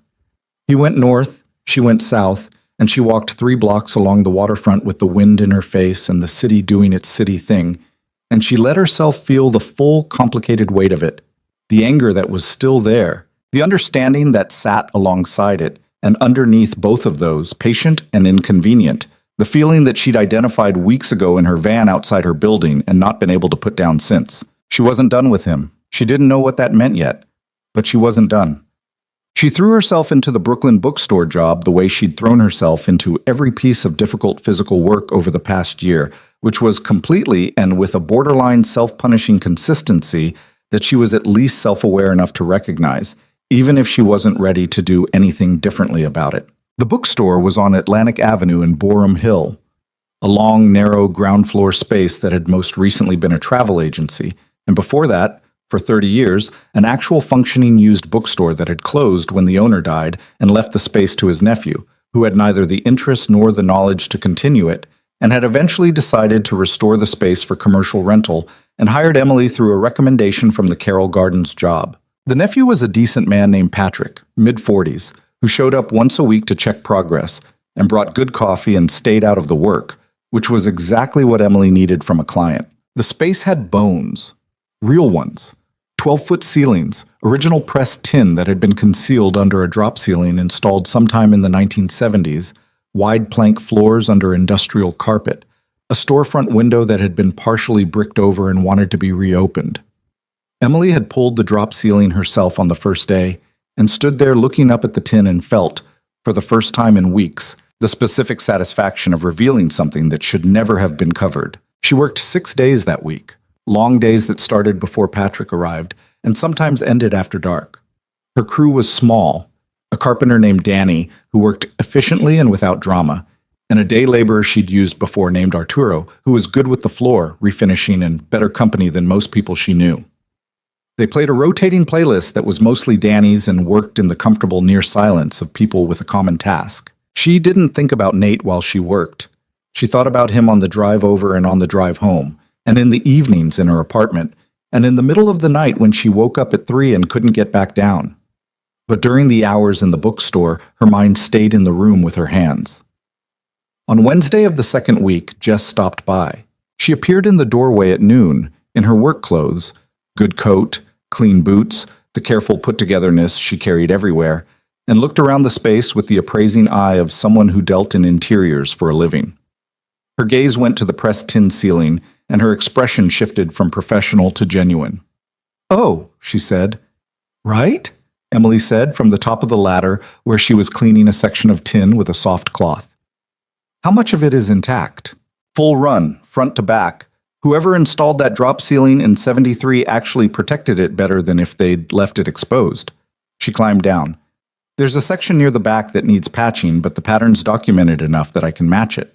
Jess stood in the middle of the room looking at the ceiling for a moment, her head back, and then she looked at Emily with an expression that was complicated in the way Jess's expressions got when she was feeling something she wasn't going to announce directly. "He's been to the office twice this week," she said. Emily started cleaning her hands on a rag. "Okay. Not to ask about you. He's commissioning a project, the thing he told you about, investing in overlooked community spaces.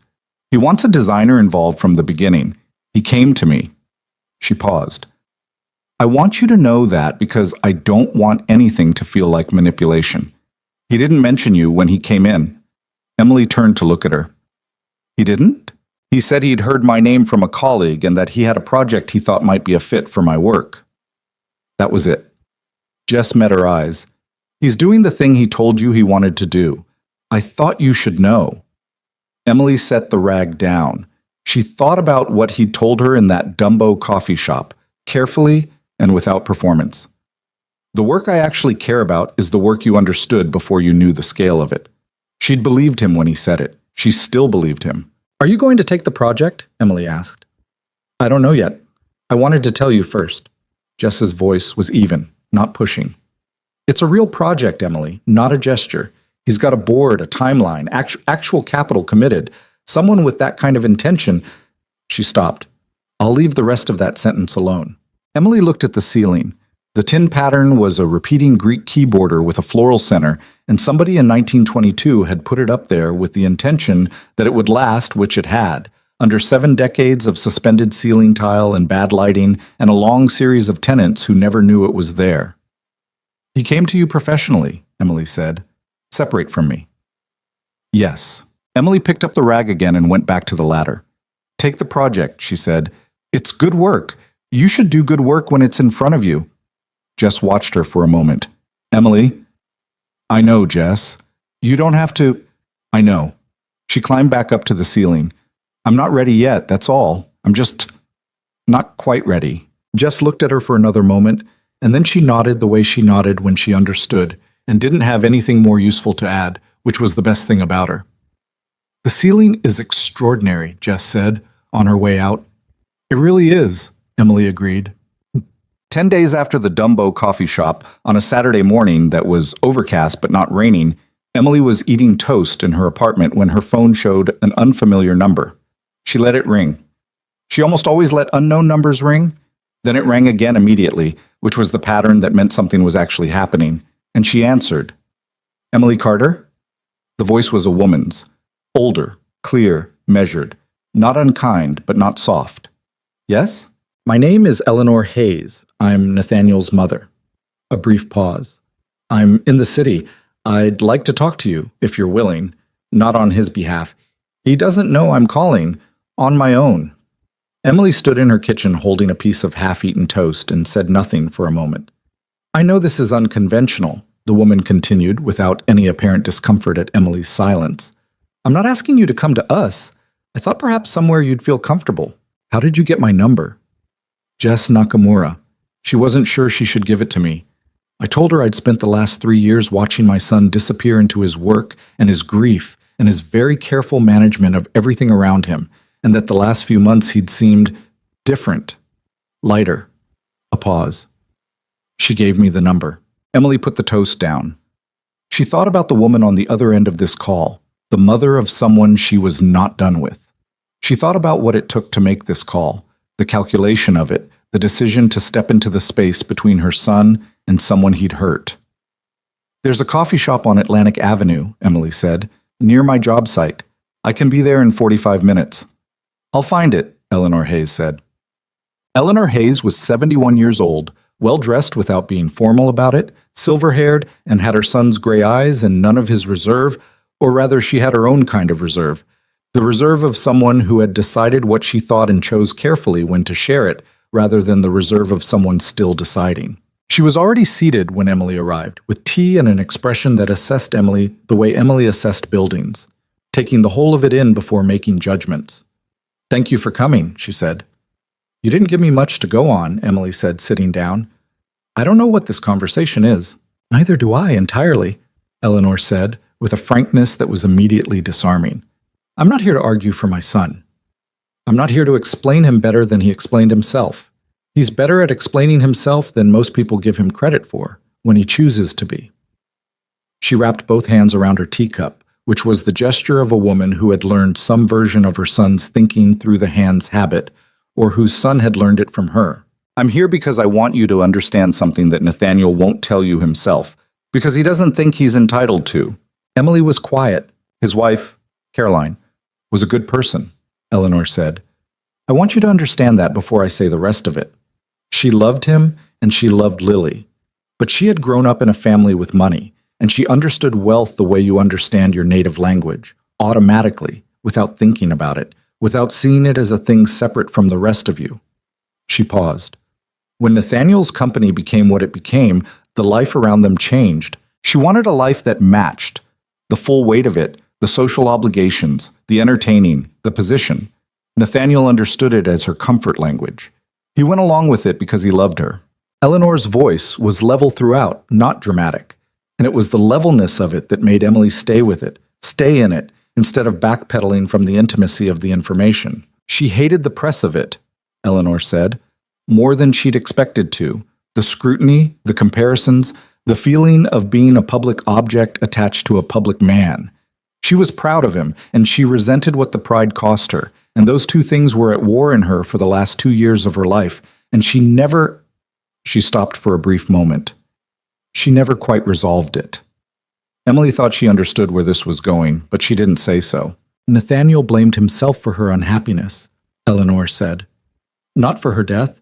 Her death was an illness, fast and without warning, and there was nothing to be done.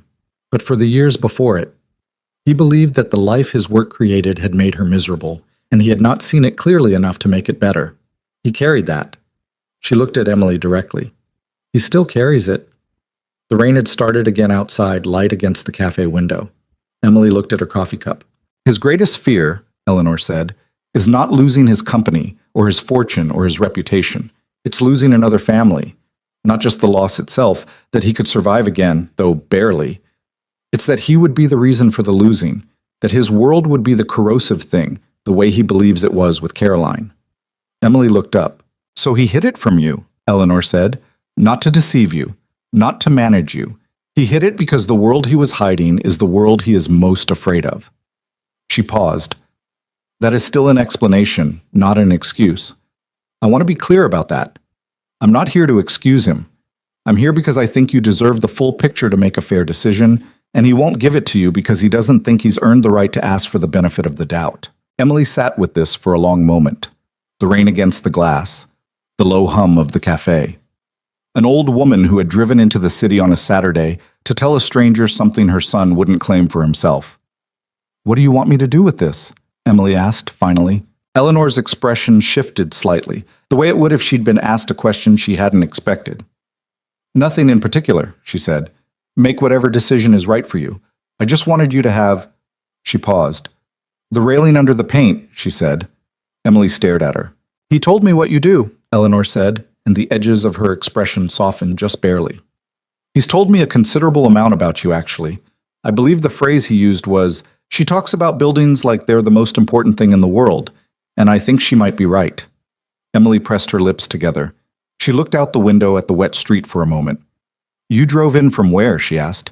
"Westchester," Eleanor said. "It took 40 minutes. Does Nathaniel know you did this?" "He does not." The older woman picked up her teacup. "He would be profoundly unhappy about it if he found out."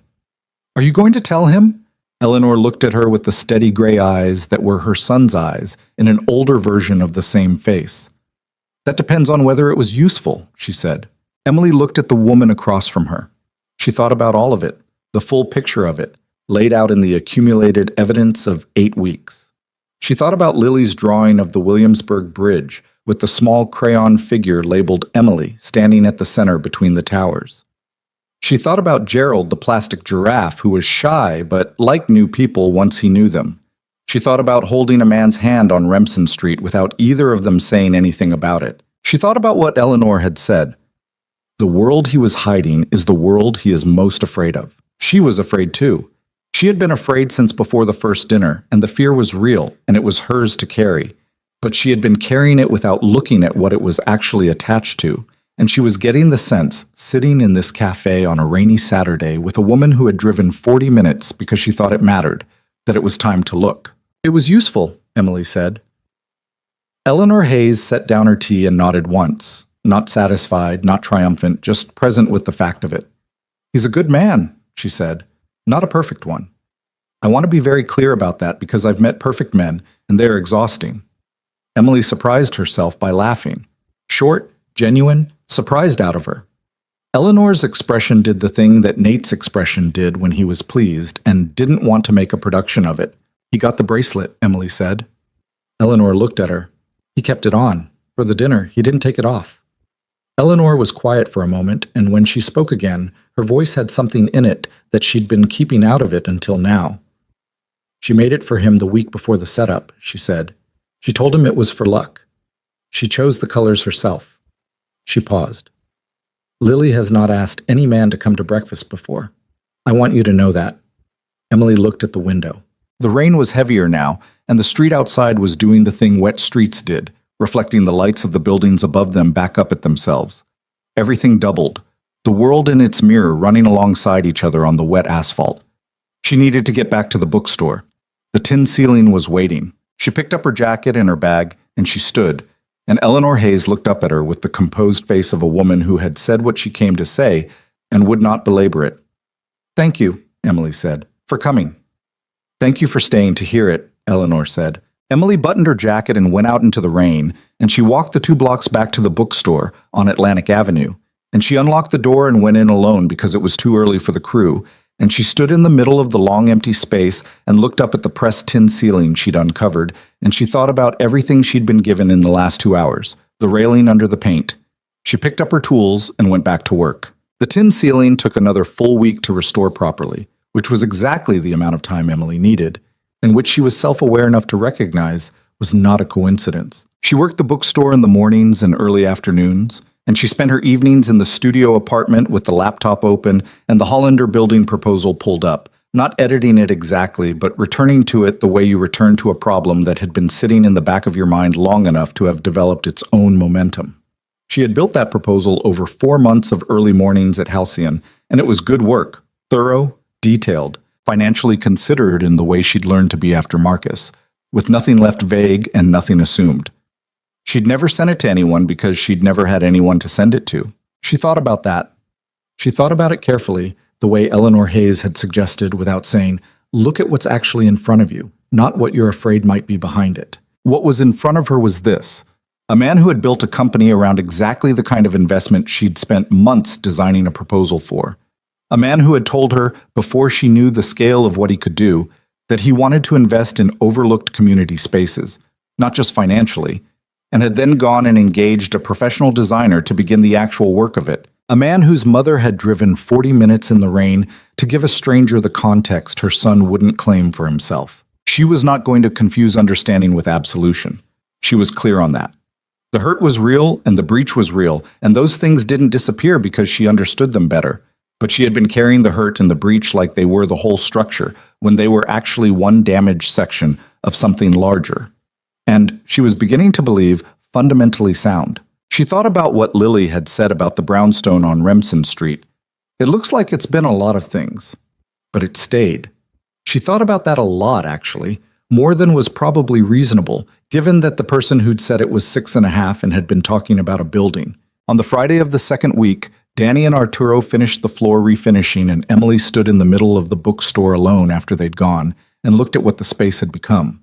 The floors were back to their original warm honey, the grain of the old wood clean and present after decades of carpet and accumulated damage. The tin ceiling ran the full length of the room, the pattern continuous and whole. The patched section she'd matched by hand, invisible unless you knew where to look and were looking for it. The bricked-over storefront window was reopened, and the late afternoon light came through it in a long rectangle that fell across the restored floor in the way the original architect had probably intended when they'd positioned the window in 1908. It was not a finished space. The shelving still needed installation, the lighting needed to be hung, the back office was in a state of organized chaos. Patrick would need a contractor for the electrical work. There was still a list, but the bones were visible again. Everything that had been covered or damaged or decided against without care. It had been found and addressed and left better than it was. And the room was honest now in a way it hadn't been when she'd walked into it the first time, and found it layered in other people's bad decisions. She stood in the late afternoon light with her hands in her pockets, and she made a decision she'd been building toward for 2 weeks without quite acknowledging it. She picked up her phone and called him. He answered on the second ring, same as always. "Emily," he said, and the way he said her name had the particular quality of someone who had been careful not to reach, and was suddenly less certain they could keep being careful. "I'm at the bookstore," she said. "On Atlantic Avenue. Can you come?" A pause. "Now?"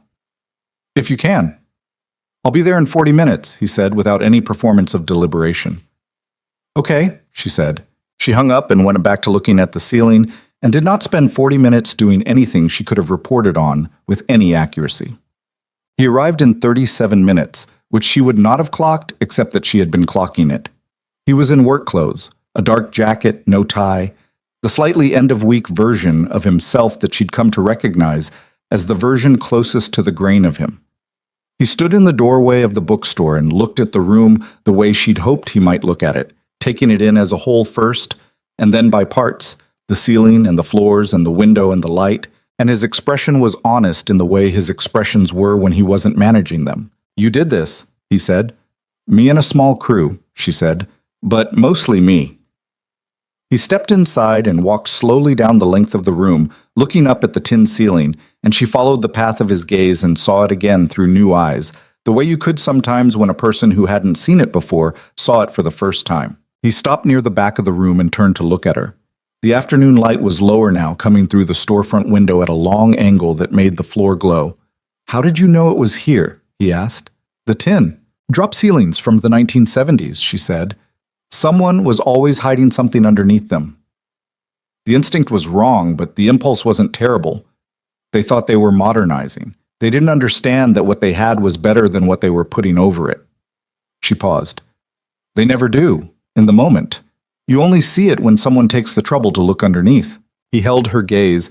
He understood that they were not only talking about the ceiling, and he didn't pretend otherwise. "Emily," he said. "I talked to your mother," she said. Something shifted in his face, surprise and then something more complicated than surprise, moving through his expression in quick succession. "She told me," he said, "last Sunday. She called and told me she'd met with you, and I—" He stopped. "I was not happy about it initially." "Initially," Emily said, "and then she told me what she'd said, and I was—" He paused again, and she could see him being careful not to use her conversation with Eleanor as a lever on the current one. "I was grateful she'd said it, even though I was the one who should have said it." "You should have," Emily agreed. "I know." "She told me about Caroline." Emily kept her voice level, not clinical, just present. "The part you didn't tell me, about why the hiding felt necessary." He was quiet for a moment. "That's not—" He stopped, started differently. "That's not a justification. I know it's not."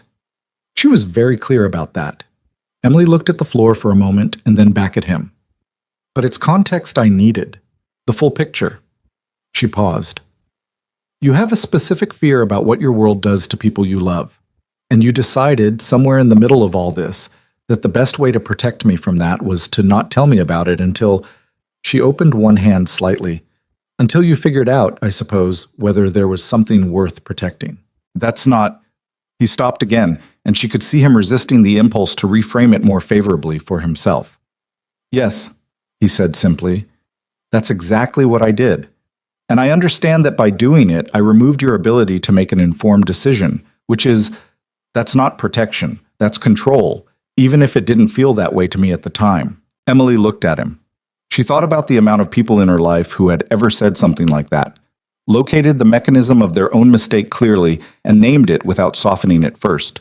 She had been with Marcus for 3 years and could not remember a single instance. "I'm still angry," she said. "Okay," he said. "I'm going to be angry about it for a while longer. That's not something I can turn off because I understand it better. I'm not asking you to turn it off, but I'm also—" She stopped because this was the harder part, the part that required being as honest as she'd been asking him to be. "I've been hiding too," she said. "Not the same way. But I came to that dinner wearing exhaustion like armor. I've been doing that for 14 months, performing being too damaged to be worth pursuing, because if I made myself small enough and tired enough and unavailable enough, then nobody could—" She stopped again.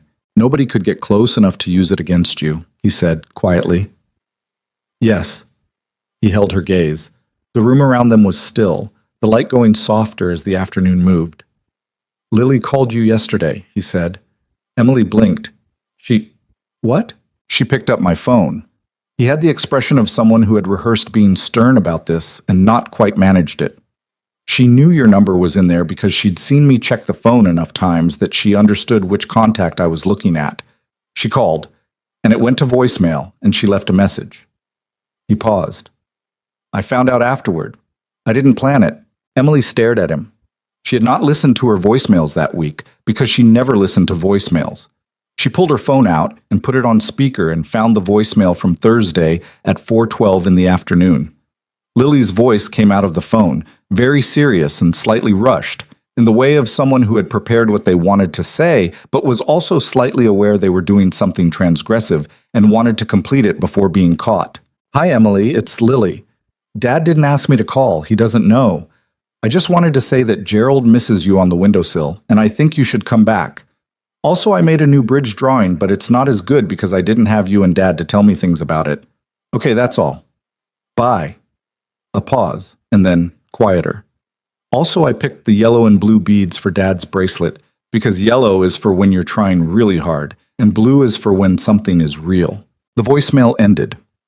Emily stood in the middle of the bookstore with the phone in her hand and said nothing for a moment.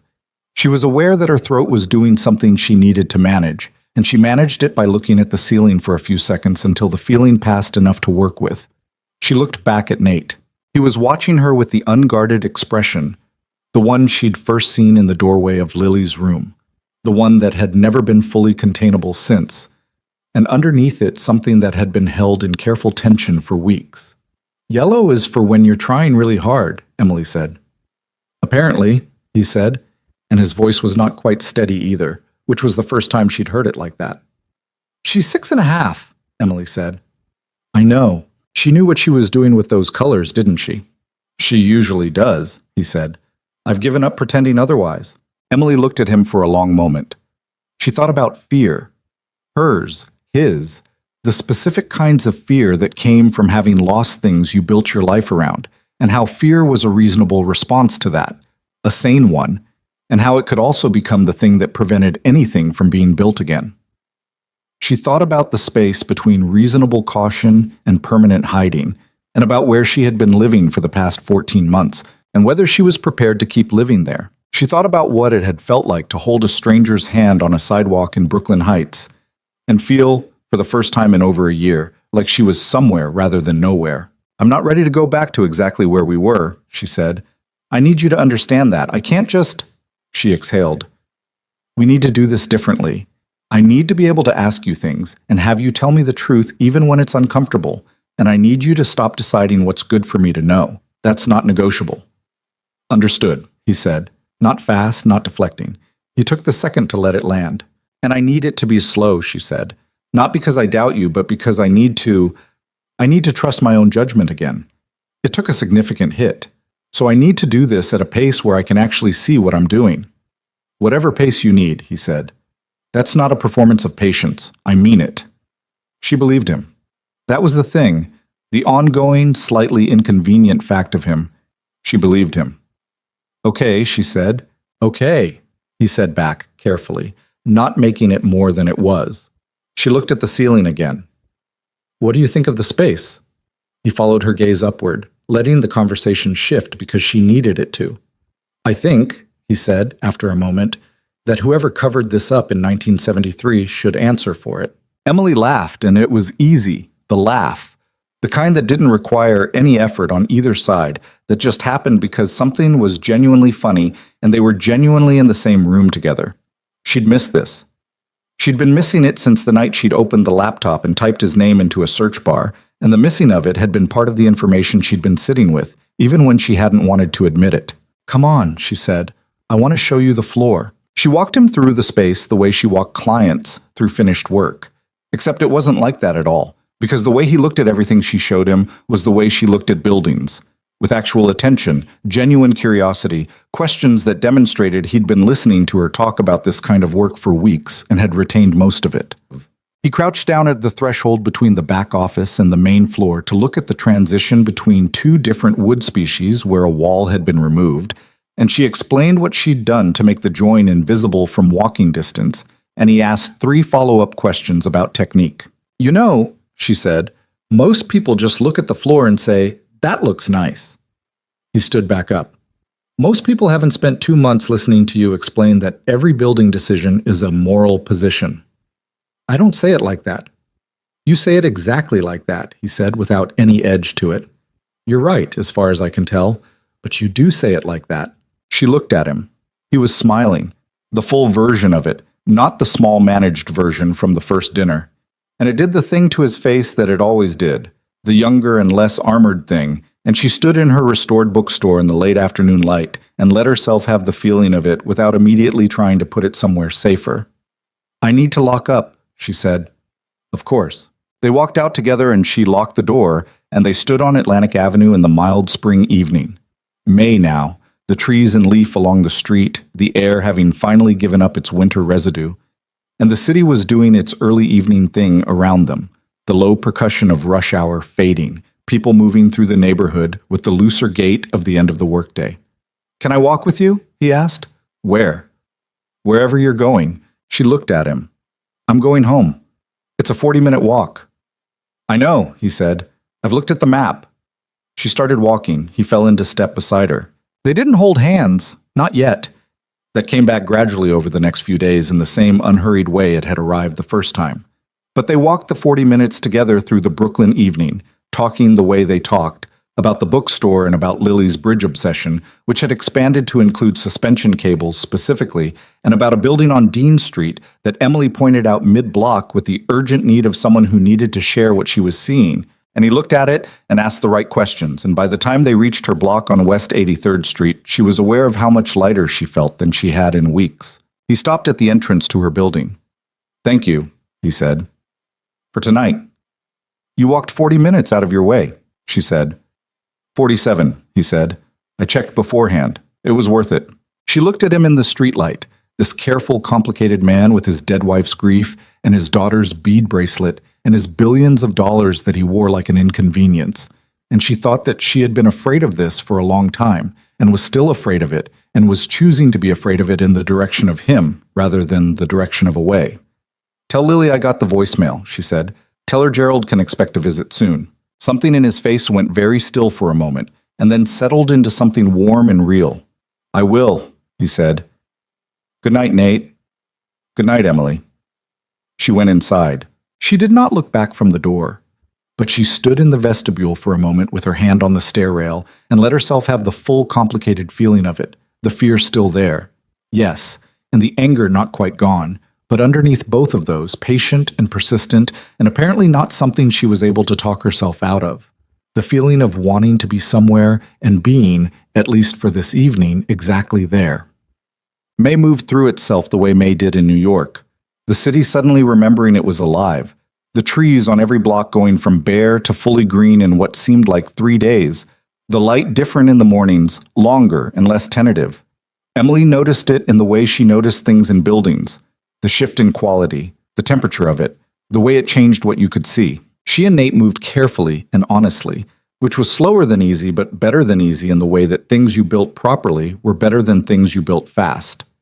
She visited the West Village townhouse on a Sunday, and Lily received her with the ceremony of someone who had been holding a plastic giraffe in reserve, and presented it at the threshold with a gravity that made Emily press her lips together very hard.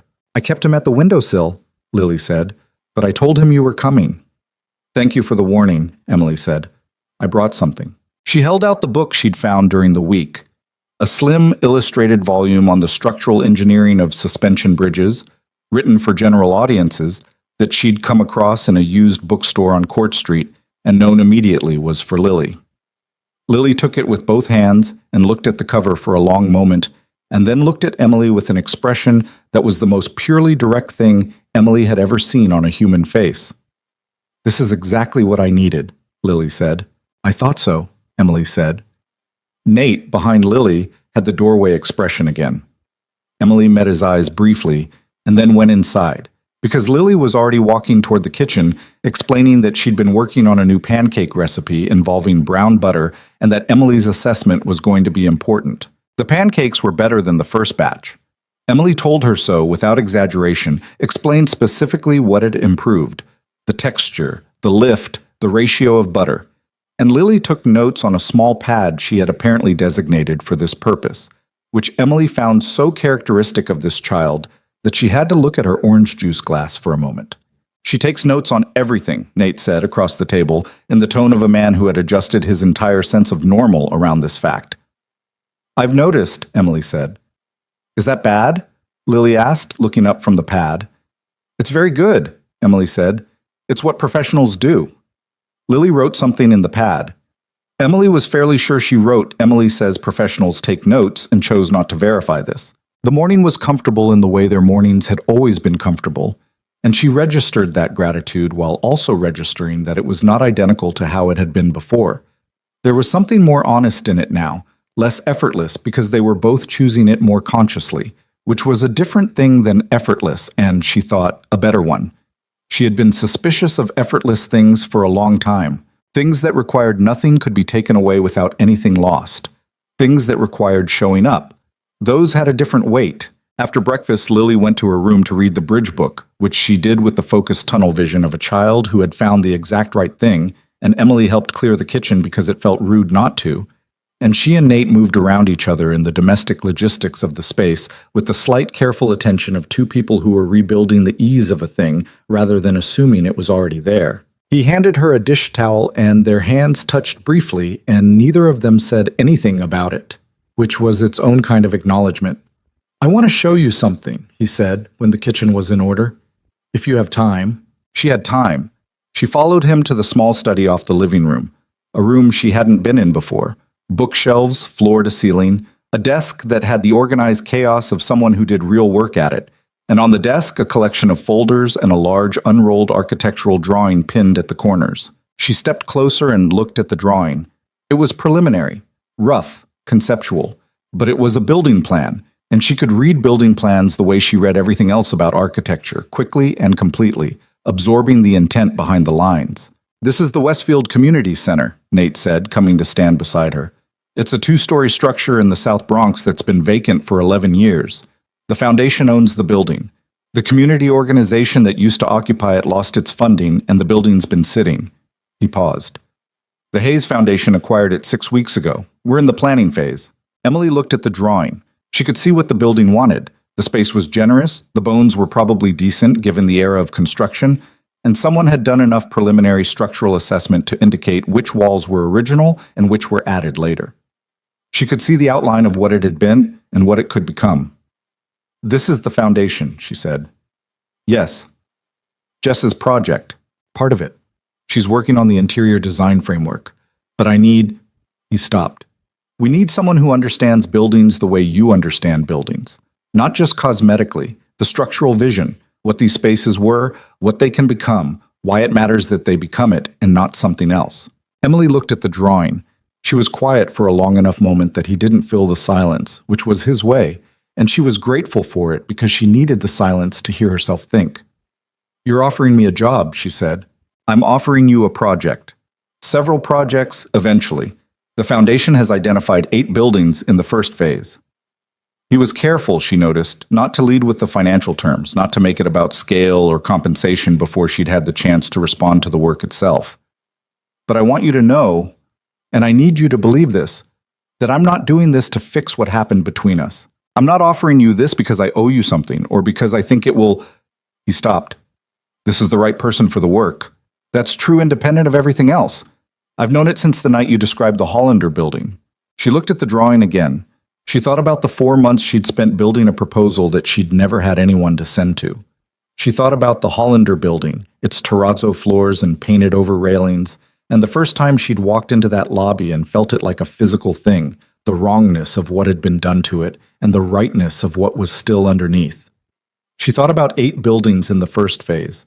I need to review the scope properly, she said, and I need to negotiate the terms myself, not through you. I need it to be a real professional engagement, not something that lives in the personal space. Of course, he said immediately. And I need to be able to tell you when the architectural vision and the financial vision are in conflict and have that conversation without it becoming about us. Yes, and if that becomes impossible to separate, she turned to look at him directly.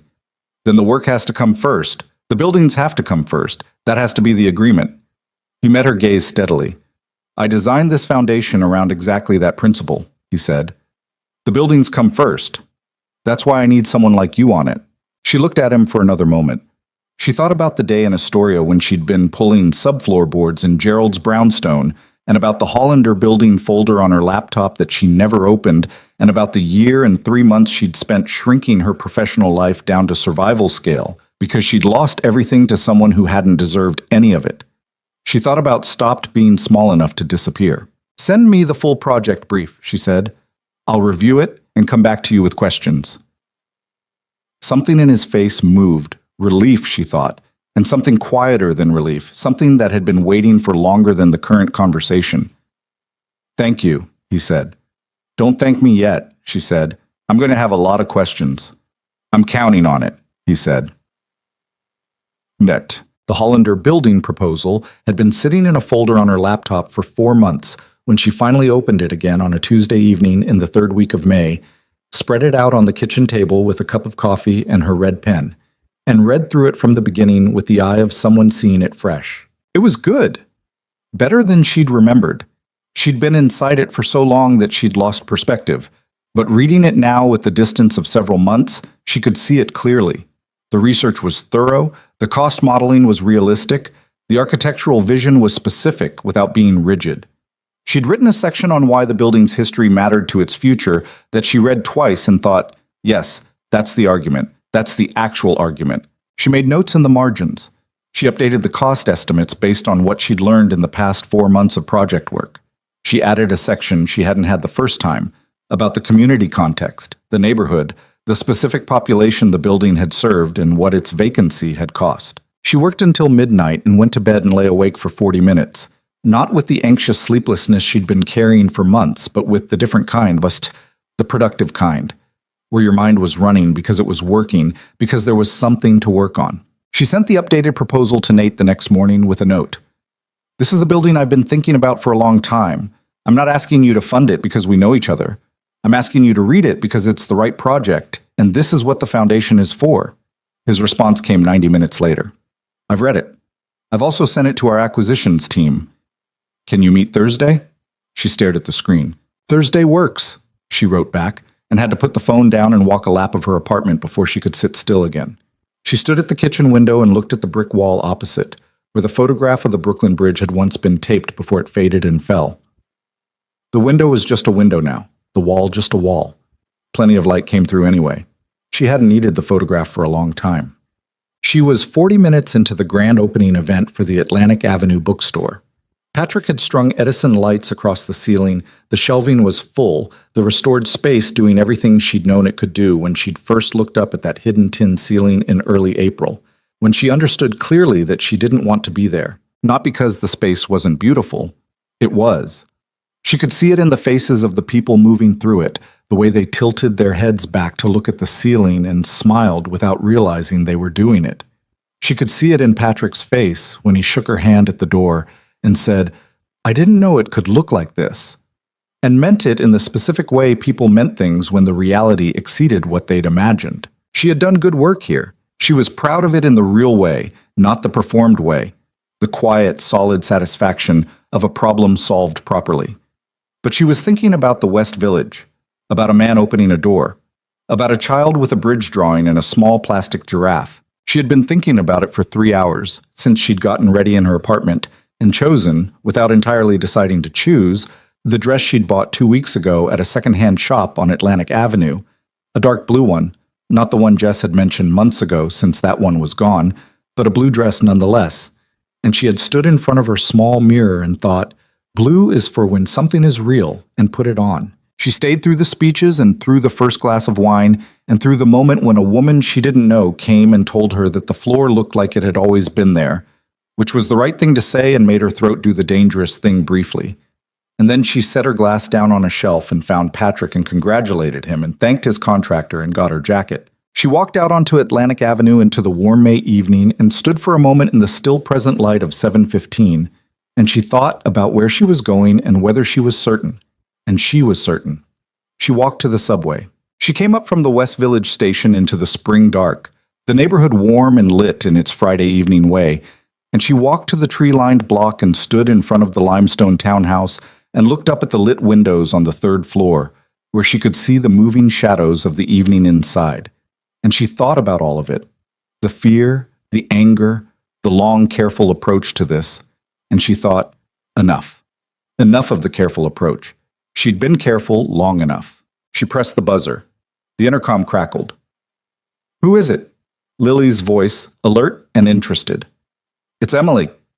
A pause, about 2 seconds, the length of time it took a 6.5-year-old to fully process good information. Then, "Dad, Emily is at the door in a blue dress." The buzzer sounded.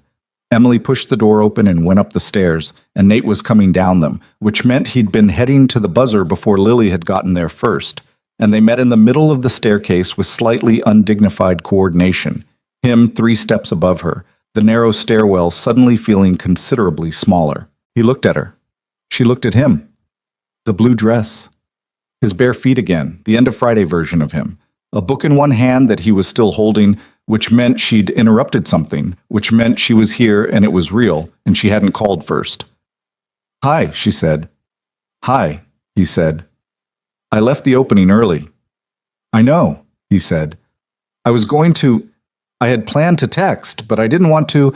"I know," she said. "Dad? Why are you standing on the stairs?" Lily called from above. Neither of them looked up. "I'm not ready to have everything figured out," Emily said. "I want to be clear about that. I have a lot of fears, and some of them are going to make me difficult, and I can't promise I won't sometimes lead with the wrong one." "I know," he said. "I'm not asking for figured out. I've never been figured out in my life. I'm going to need you to be honest with me even when you're afraid the honesty will cost you something." "Yes," he said. "I understand that. I'll do that. And I'm going to need—" She stopped because Lily appeared at the top of the stairs, in her pajamas, holding Gerald the plastic giraffe at arm's length in the direction of Emily. "Gerald would like to be closer to the conversation," Lily announced with full seriousness. Emily looked at the giraffe. She looked at Nate, who had his eyes slightly closed in the manner of a man exercising profound parental patience. She looked back at Lily.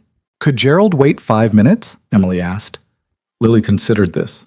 3, she said. "Deal," Emily said. Lily retreated.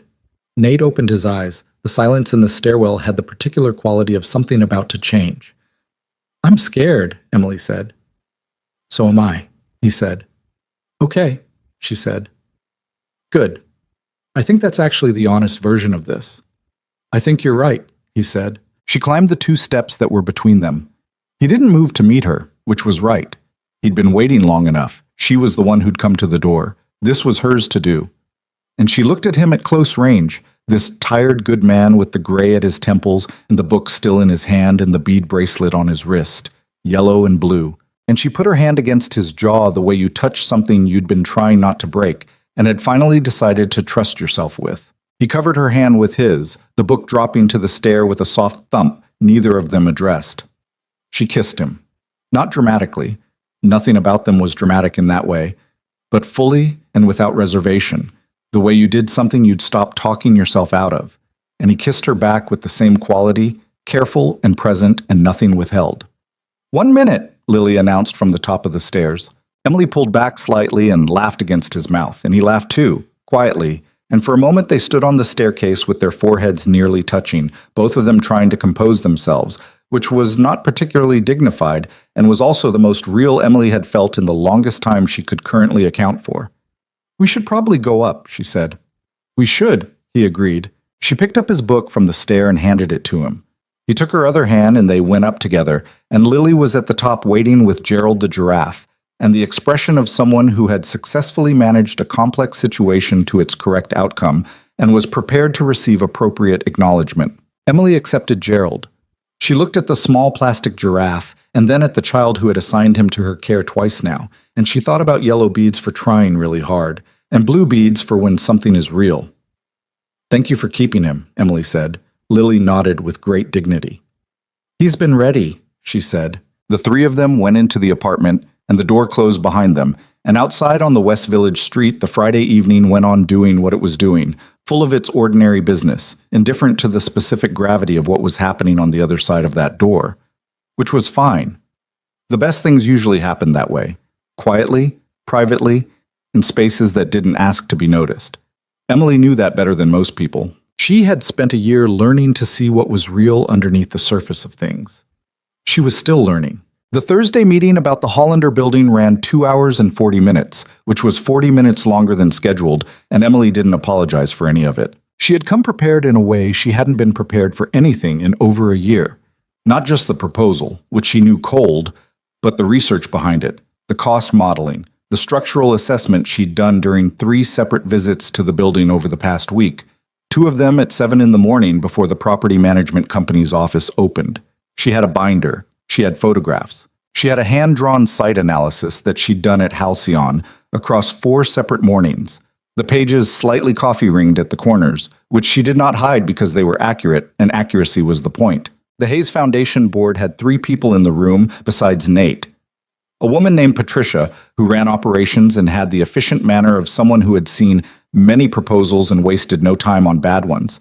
A structural engineer named Warren, who reviewed the technical components with his chin in his hand and asked questions that were specific enough to signal genuine expertise, and a younger man named David who handled community relations and wanted to know about the neighborhood impact modeling. Emily answered every question. She pushed back once on Patricia, who suggested the timeline was ambitious, with specific evidence from comparable restorations she'd worked on and researched. Patricia considered this and revised her position, which Emily noted was the mark of someone who actually cared about getting it right rather than being right. Nate sat at the far end of the table and said very little, which was deliberate and which she appreciated. This was her project, her argument, her professional space, and he understood that without being told. He asked one question, near the end, about the community engagement strategy, and it was a good question, the kind that built on everything she'd said rather than redirecting it. When it was over and Patricia had said they'd be in touch within 2 weeks, and Warren had shaken her hand with the particular respect of one technical person for another, Nate walked her to the elevator and they stood waiting for it in the corridor of an office building that was, she now understood, his office building, on a floor that bore his company's name in the lobby, surrounded by people who knew who he was and conducted themselves accordingly. She had been in this world for 40 minutes, and she had not once felt like a different version of herself. "You were excellent," he said simply. "I know the building," she said. "You know more than the building." He said it the way he said things he meant without ornament. "You know why the building matters." "That's rarer." The elevator arrived. She stepped in and turned back to look at him standing in the corridor in his actual world, which was large and polished and nothing like the warm informality of a West Village kitchen on a Sunday morning. And she thought about what Eleanor had told her, that he was afraid of what his world did to people he loved. And she thought that his fear was understandable, and also, she was beginning to believe, not the whole truth. "I'll wait to hear from Patricia," she said. "You'll hear from her Monday," he said. "She makes fast decisions when the work is clear." The elevator doors started to close. Emily put her hand out and stopped them.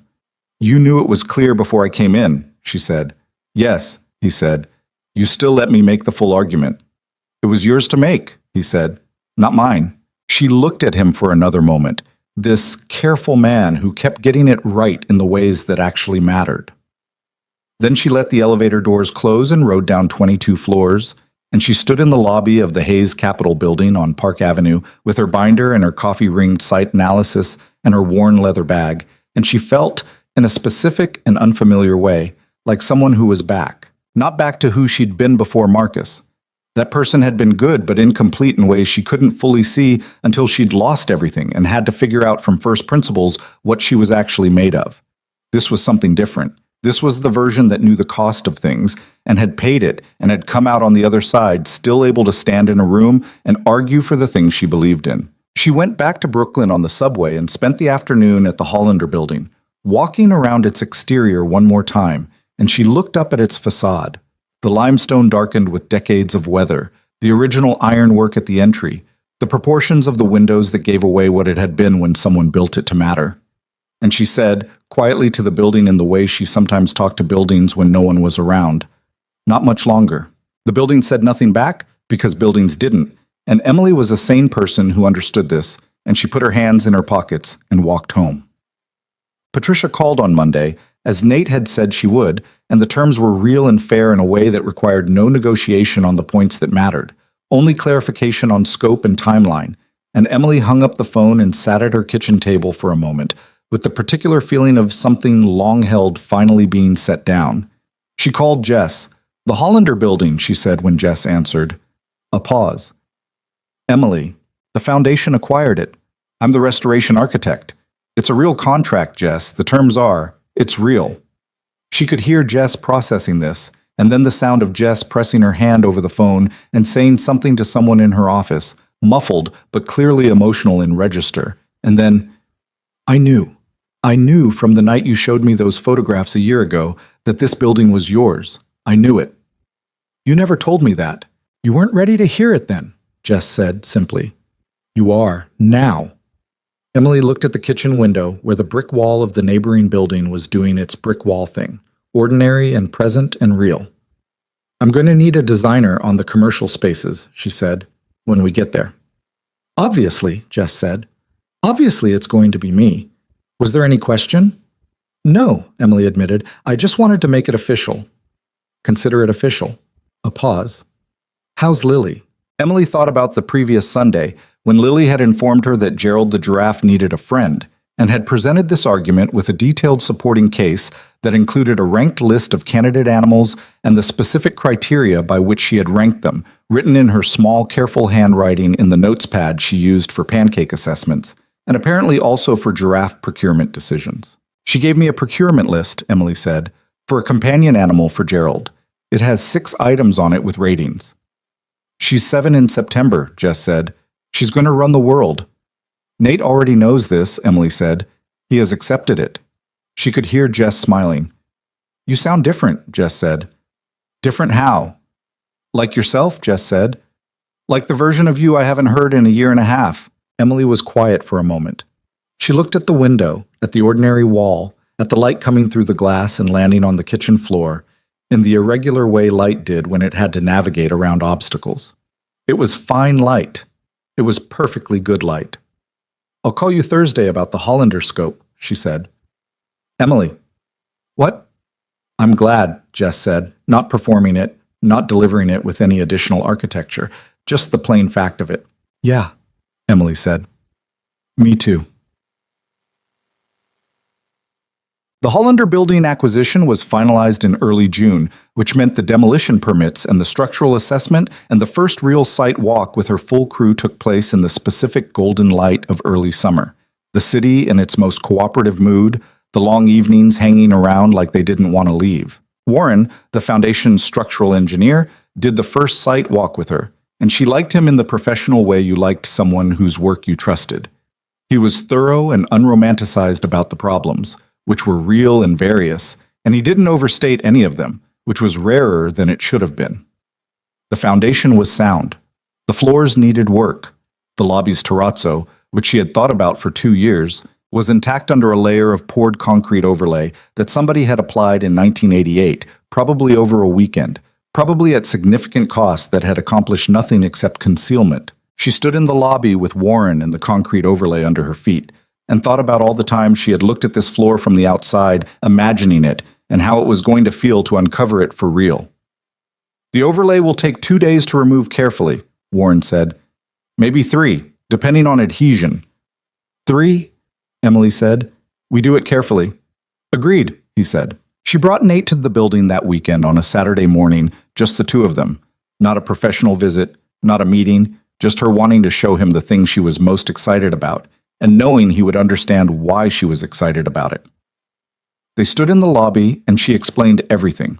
The terrazzo composition, the original color palette she'd identified from archival photographs, the way the pattern extended from the lobby through the corridor to the elevator bank, and how she was going to restore the continuity of it. He listened the way he always listened, and when she finished, he was quiet for a moment looking at the gray concrete underfoot.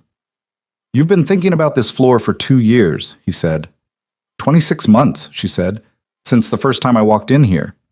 And now you're going to uncover it. In about 3 weeks, yes. He looked up from the floor to her face, and the expression on his face was one she'd been collecting over the past months without meaning to, the ones that told her something about the actual quality of the man behind the careful exterior. This one was simple. It was just happiness for her. Uncomplicated, unperformed, his own. I want to be here when you do, he said. I was going to ask you, she said. He took her hand and they walked through the building together, all 6 floors, and she told him what was going to happen in every room.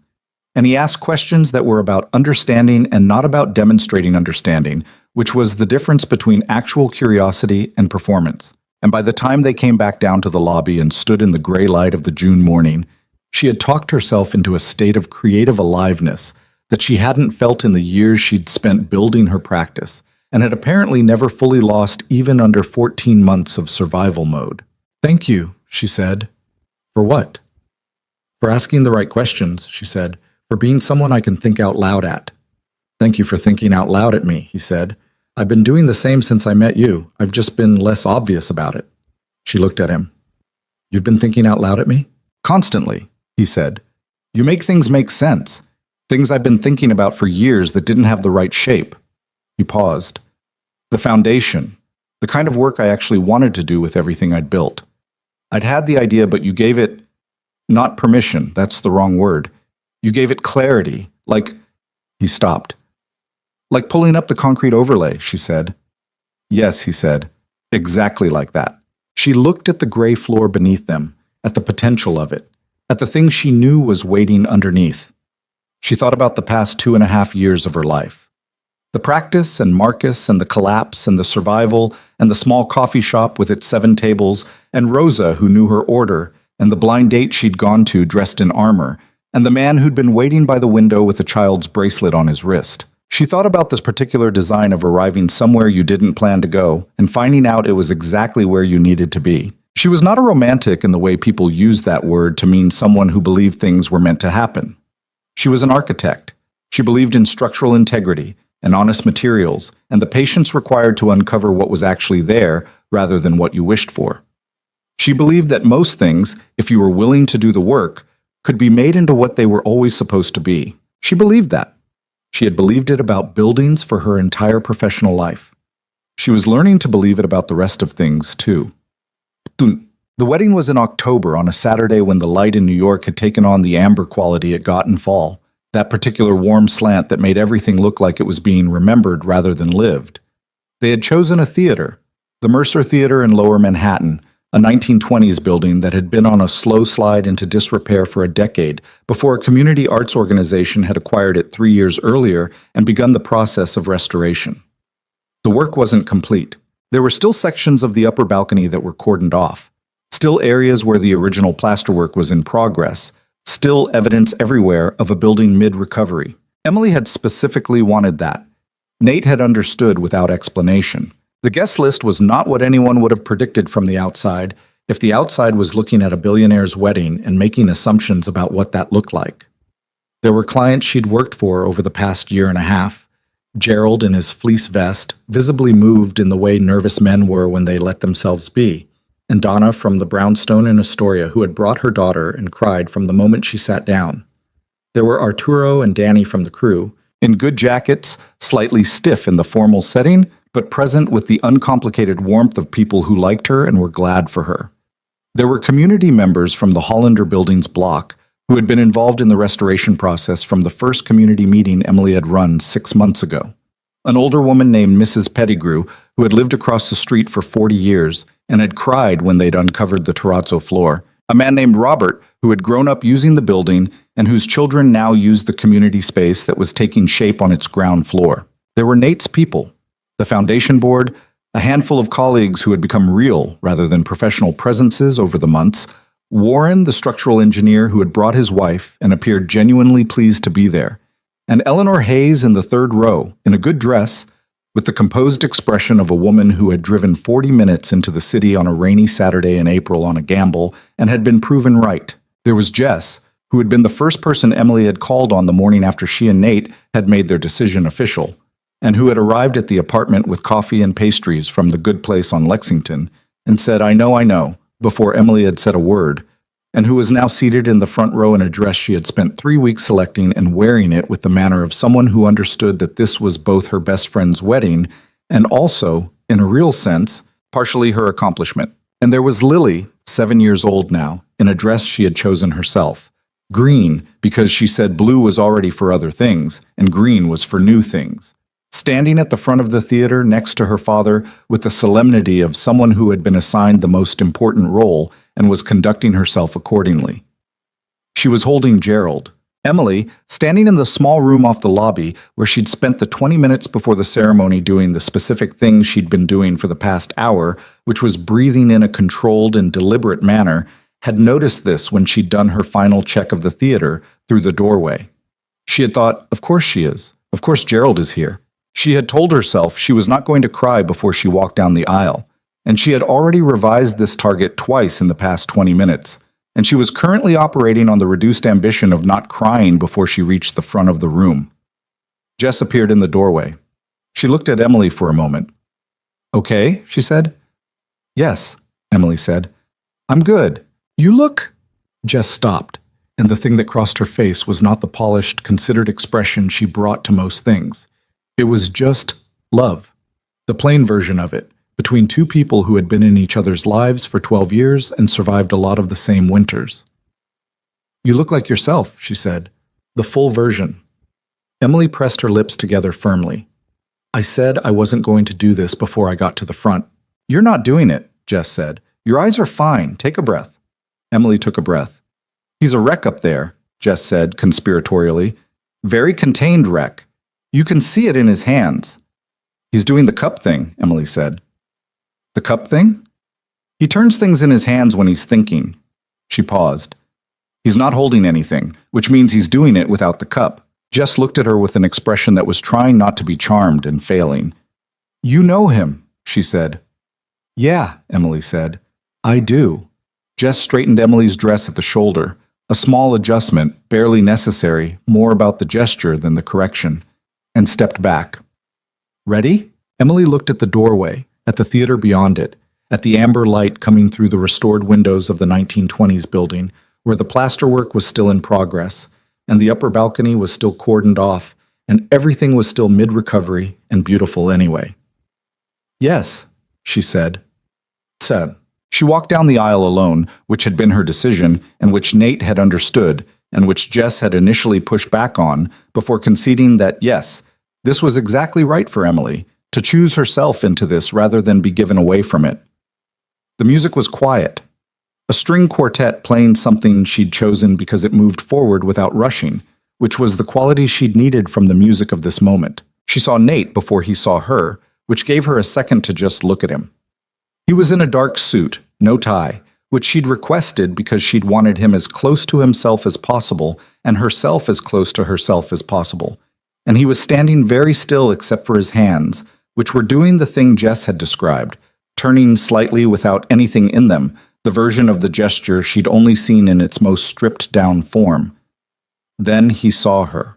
The thing that happened to his face was private in the way the most real things were private, even in a room full of people.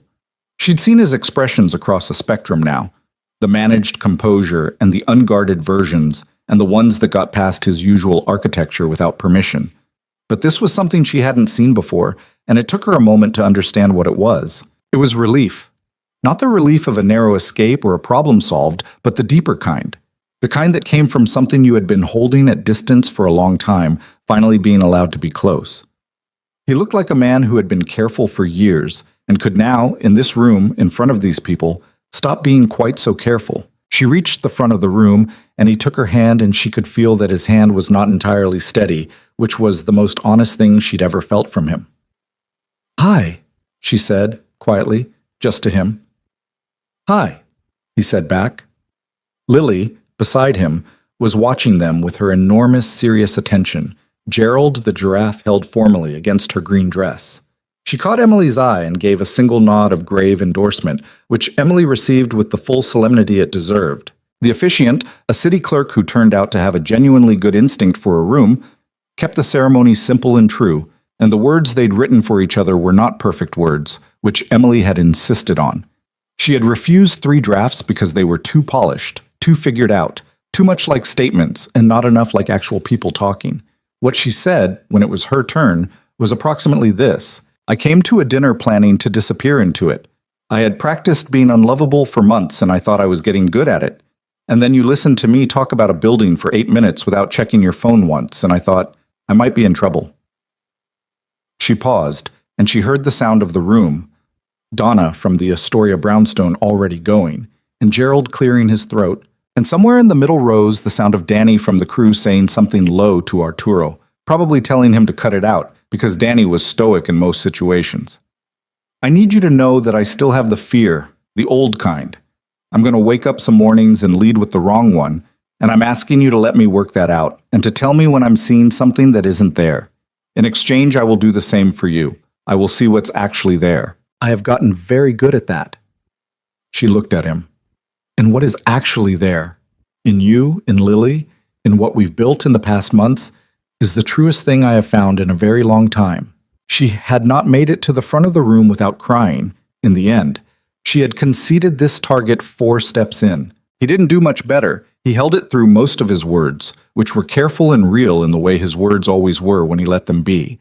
But when he got to the part about Lily, about being a father who had been trying to give his daughter a whole life and not being entirely sure he was managing it, and about watching his daughter choose Emily from the first Saturday morning and understanding that Lily, as usual, had seen something clearly before he had let himself, he stopped for a moment, and the pause was not composed. "She handed you Gerald," he said, which was not what he'd written, which was better than what he'd written. "On the first visit, and I thought, well, that's it then. She's already decided. I'd better catch up." Lily, at this, pressed her lips together very hard in the way of someone trying to maintain dignity and finding it difficult. The room laughed, the kind of laugh that had real feeling underneath it, and Lily stood up straighter in her green dress and held Gerald with increased gravity. And Emily reached over and squeezed her hand once, briefly, and Lily squeezed back. The reception was in the theater's main hall, where the restoration had progressed furthest, the original proscenium arch visible and lit, the plasterwork on the walls documented and partially restored, the floor refinished and the chandelier rewired and rehung. It was not a finished room, and it was not trying to be. The caterers had strung warm Edison lights across the ceiling at Emily's request, and the tables were mismatched in the way she'd wanted. She'd sourced them from 3 different estate sales, different woods, and different heights and different histories. And they looked exactly right in the way that things looked right when they were honest about what they were. Eleanor Hayes, who was not a woman given to excessive display, found Emily early in the reception and took both her hands briefly and said, "I was right about you," which was not a sentimental thing to say and was also the most Eleanor thing she could have said. And Emily understood it was the fullest version of welcome the woman was built to offer and received it accordingly. "You drove 40 minutes on a rainy Saturday," Emily said. "I would have driven further," Eleanor said. "Don't tell Nathaniel." "He already knows," Emily said. "He finds it mortifying and also, I think, entirely right." Eleanor's expression did the thing his expression did. "He is too much like his father for his own comfort sometimes," she said, and let go of Emily's hands and went to find her seat with the self-contained composure of a woman who had said exactly what she'd come to say. Jess found her an hour into the reception, when the dancing had started and the room had reached the particular pitch of a party that had let itself go from event to actual gathering, people moving between tables, the volume up, the formality dissolved. "I need you to know," Jess said, with a glass of wine and the expression of someone about to say something they'd been holding for a while. that setting you up with that man is the single best thing I have ever done in my professional and personal life, and I intend to take full credit forever." "You take full credit," Emily said. "I mean that. I know you do." Jess looked around the room, at Gerald in his fleece vest now dancing, improbably and with absolute commitment, with Donna from the Astoria brownstone, at Warren, the structural engineer telling someone at length about the Mercer Theater's original plasterwork, at Arturo and Danny at the bar clearly having the best time of anyone, at Mrs. Pettigrew from the Hollander Building's block talking to Robert who had grown up using it, both of them animated in the way of people discovering a shared love for the same thing. "Emily," she said. "What?" "Look at your wedding." Emily looked. She took the room in fully. The mismatched tables and the Edison lights and the unfinished plasterwork and the people who had come from every different coordinate of her life over the past 2 years. Not polished, not the version of a wedding that looked like a wedding from a magazine. The version that looked like the actual life you had actually built with the actual people in it. She thought about the coffee shop with 7 tables and the photograph of the Brooklyn Bridge fading on the kitchen window. She thought about Gerald, the flooring subcontractor, and his $20 skim, and the way she'd needed the money too much to say anything. She thought about the blind date she'd gone to planning to be invisible, and the man sitting by the window with his daughter's bracelet on his wrist, already still and already present, and already, she understood now, hoping for the same thing she'd been pretending she didn't want. "Look at your wedding," Jess said again, quietly. Emily looked. The room was warm and real, and nothing about it was perfect, and she would not have changed a single detail. "Yeah," she said. "Okay." Jess put her arm around her shoulder for a moment, brief, uncharacteristic of her, and therefore more than it would have been from someone else, and then withdrew it and went back to her wine, because that was the full measure of what Jess was built to do with tenderness, which was exactly the right amount. Later, much later, past midnight, when the room had thinned and the caterers were beginning the quiet work of putting things away, and the lights had been turned down to the low, warm register of a party winding honestly rather than abruptly, Emily found Lily asleep on a chair in the corner of the room, Gerald still in one hand and her green dress slightly rumpled from the dancing she had done earlier with the same total physical commitment she brought to pancakes and bridge drawings and procurement lists. Nate was standing near the chair, his jacket off, watching Lily sleep with the expression she'd seen on him 100 times in the months she'd known him, the one that was the most undefended version of him, that he didn't try to manage or contain, the love that was the entire architecture of him underneath everything else. He looked up when Emily came to stand beside him, and she looked at Lily and then at him, and she didn't need to say anything, and neither did he for a while. "She danced for 45 minutes, he said, eventually. "I know, I counted. She told Mrs. Pettigrew all about the Hollander Building, in considerable technical detail." "Mrs. Pettigrew looked interested," Emily said. "She knows things about that block that aren't in any of our documentation. I think Lily may have accidentally conducted a primary source interview." Emily looked at Lily, sleeping with the complete unself-consciousness of a child who had spent everything she had and was now replenishing it, Gerald tucked under her chin like a person, the green dress she'd chosen because green was for new things creased across the skirt from an evening of full-bodied living. "She's going to be terrifying," Emily said.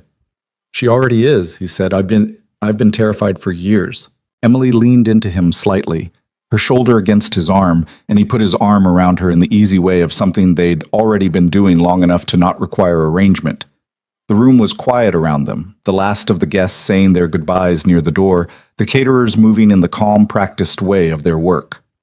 The theater's proscenium arch was lit above the stage, the unfinished plasterwork on the walls casting its honest shadows, the chandelier doing the warm work of enough light. This was what it actually looked like, Emily thought, not the thing she'd believed love was supposed to be before Marcus took that version apart, not the performance of a life.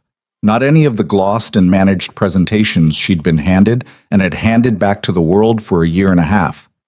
It looked like a room with mismatched tables and work still to be done on the walls, and a sleeping 7-year-old with a plastic giraffe, and a man with gray at his temples and his jacket over a chair, and both of them standing in the remains of their own wedding night, quiet and tired in the right way, and not pretending to be anything else. She had been looking, she understood now, for the wrong thing for a long time. She'd been looking for a life that held together, for stability, for safety, for the absence of cracks.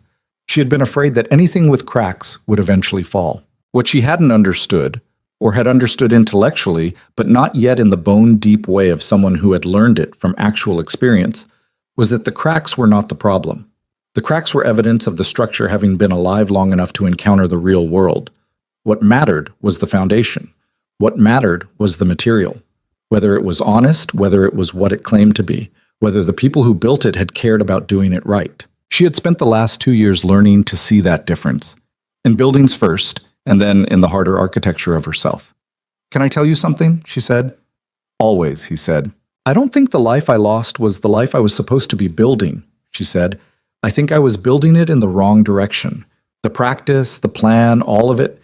It was mine. I worked for it. I believed in it. But it was also, I was doing it the way Marcus wanted it done. The clients he wanted. The scale he was interested in. The version of success that looked like his version of success." She paused.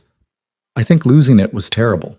And I think it was also the most clarifying thing that ever happened to me." He was quiet, listening. "I think Lily's right," she said.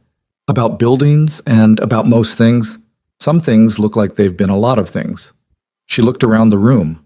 The theater, mid-recovery, the unfinished walls, the chandelier rewired and rehung, all of it in the specific honesty of a structure learning to be itself again. But they stay, and staying is the thing that actually matters. He turned to look at her, and the expression on his face was the unguarded one, the doorway one, the one she'd been collecting since the first time she'd seen it in the entrance of Lily's room 7 months ago. It had not diminished with familiarity. If anything, it had become more itself over time, more visible, less contained, because he was less contained now, in general, in the ways that mattered. She had watched it happen the way you watched a building that someone had finally stopped apologizing for and just let be what it was.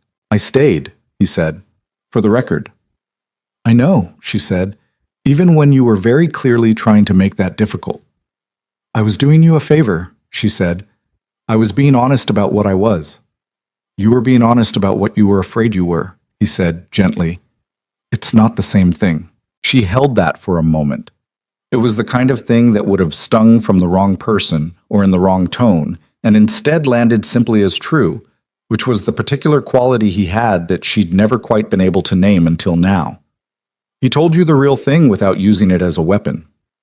She had met very few people in her life who could do that.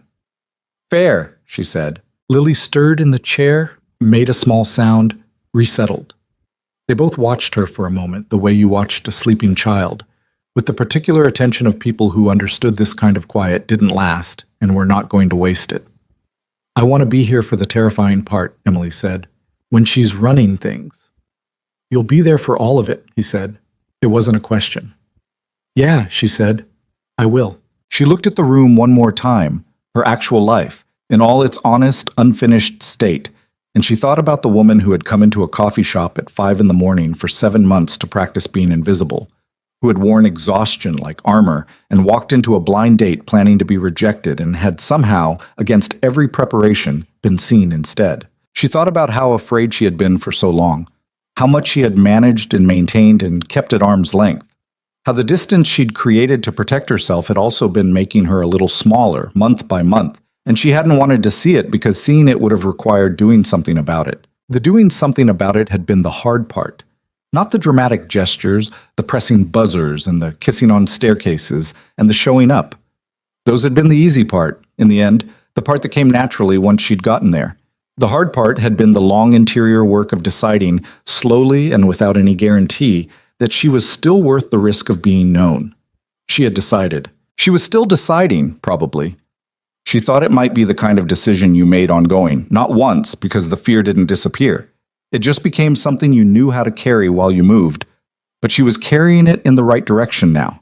She was clear on that. Nate picked up Lily with the practiced ease of someone who had done this 1,000 times, and Lily stirred enough to say Gerald without opening her eyes. And Emily picked up Gerald from the chair and tucked him under Lily's arm, and the three of them moved toward the door of the theater into the October night where their car was waiting and the city was doing its permanent, indifferent, magnificent thing. The theater stood behind them as they went, mid-recovery and not pretending to be otherwise. The chandelier still lit, The Edison lights strung across the high ceiling, catching the last of the warmth from an evening full of people who had come to be in the same room and had succeeded. The plasterwork unfinished on the walls, the balcony still cordoned, the original floor under their feet as they left, refinished and honest and asking for nothing except to be seen. Outside, the street was dark and cool. The city moved around them with its usual absolute disinterest in any one particular life, which was, Emily had always thought, one of its most honest and most merciful qualities. Nobody here was precious. Nobody here was catastrophic. You were just one more person in a city full of them, carrying your particular version of things, taking the next step and the one after that. She took the next step. Lily's head was on Nate's shoulder and Gerald was under her arm, and the October air was clean and cold and the lights of lower Manhattan were doing what they did, which was mostly just being present and excessive and entirely themselves. Emily Carter, 31 years old, restoration architect, walked out of a theater into the night with her family, and the thing she carried in her chest was not the absence of fear. It was the presence of something she had almost talked herself out of wanting. She held on to it with both hands. The Hollander building opened to the public the following spring. The terrazzo floors, fully restored, were the first thing people noticed when they walked through the door.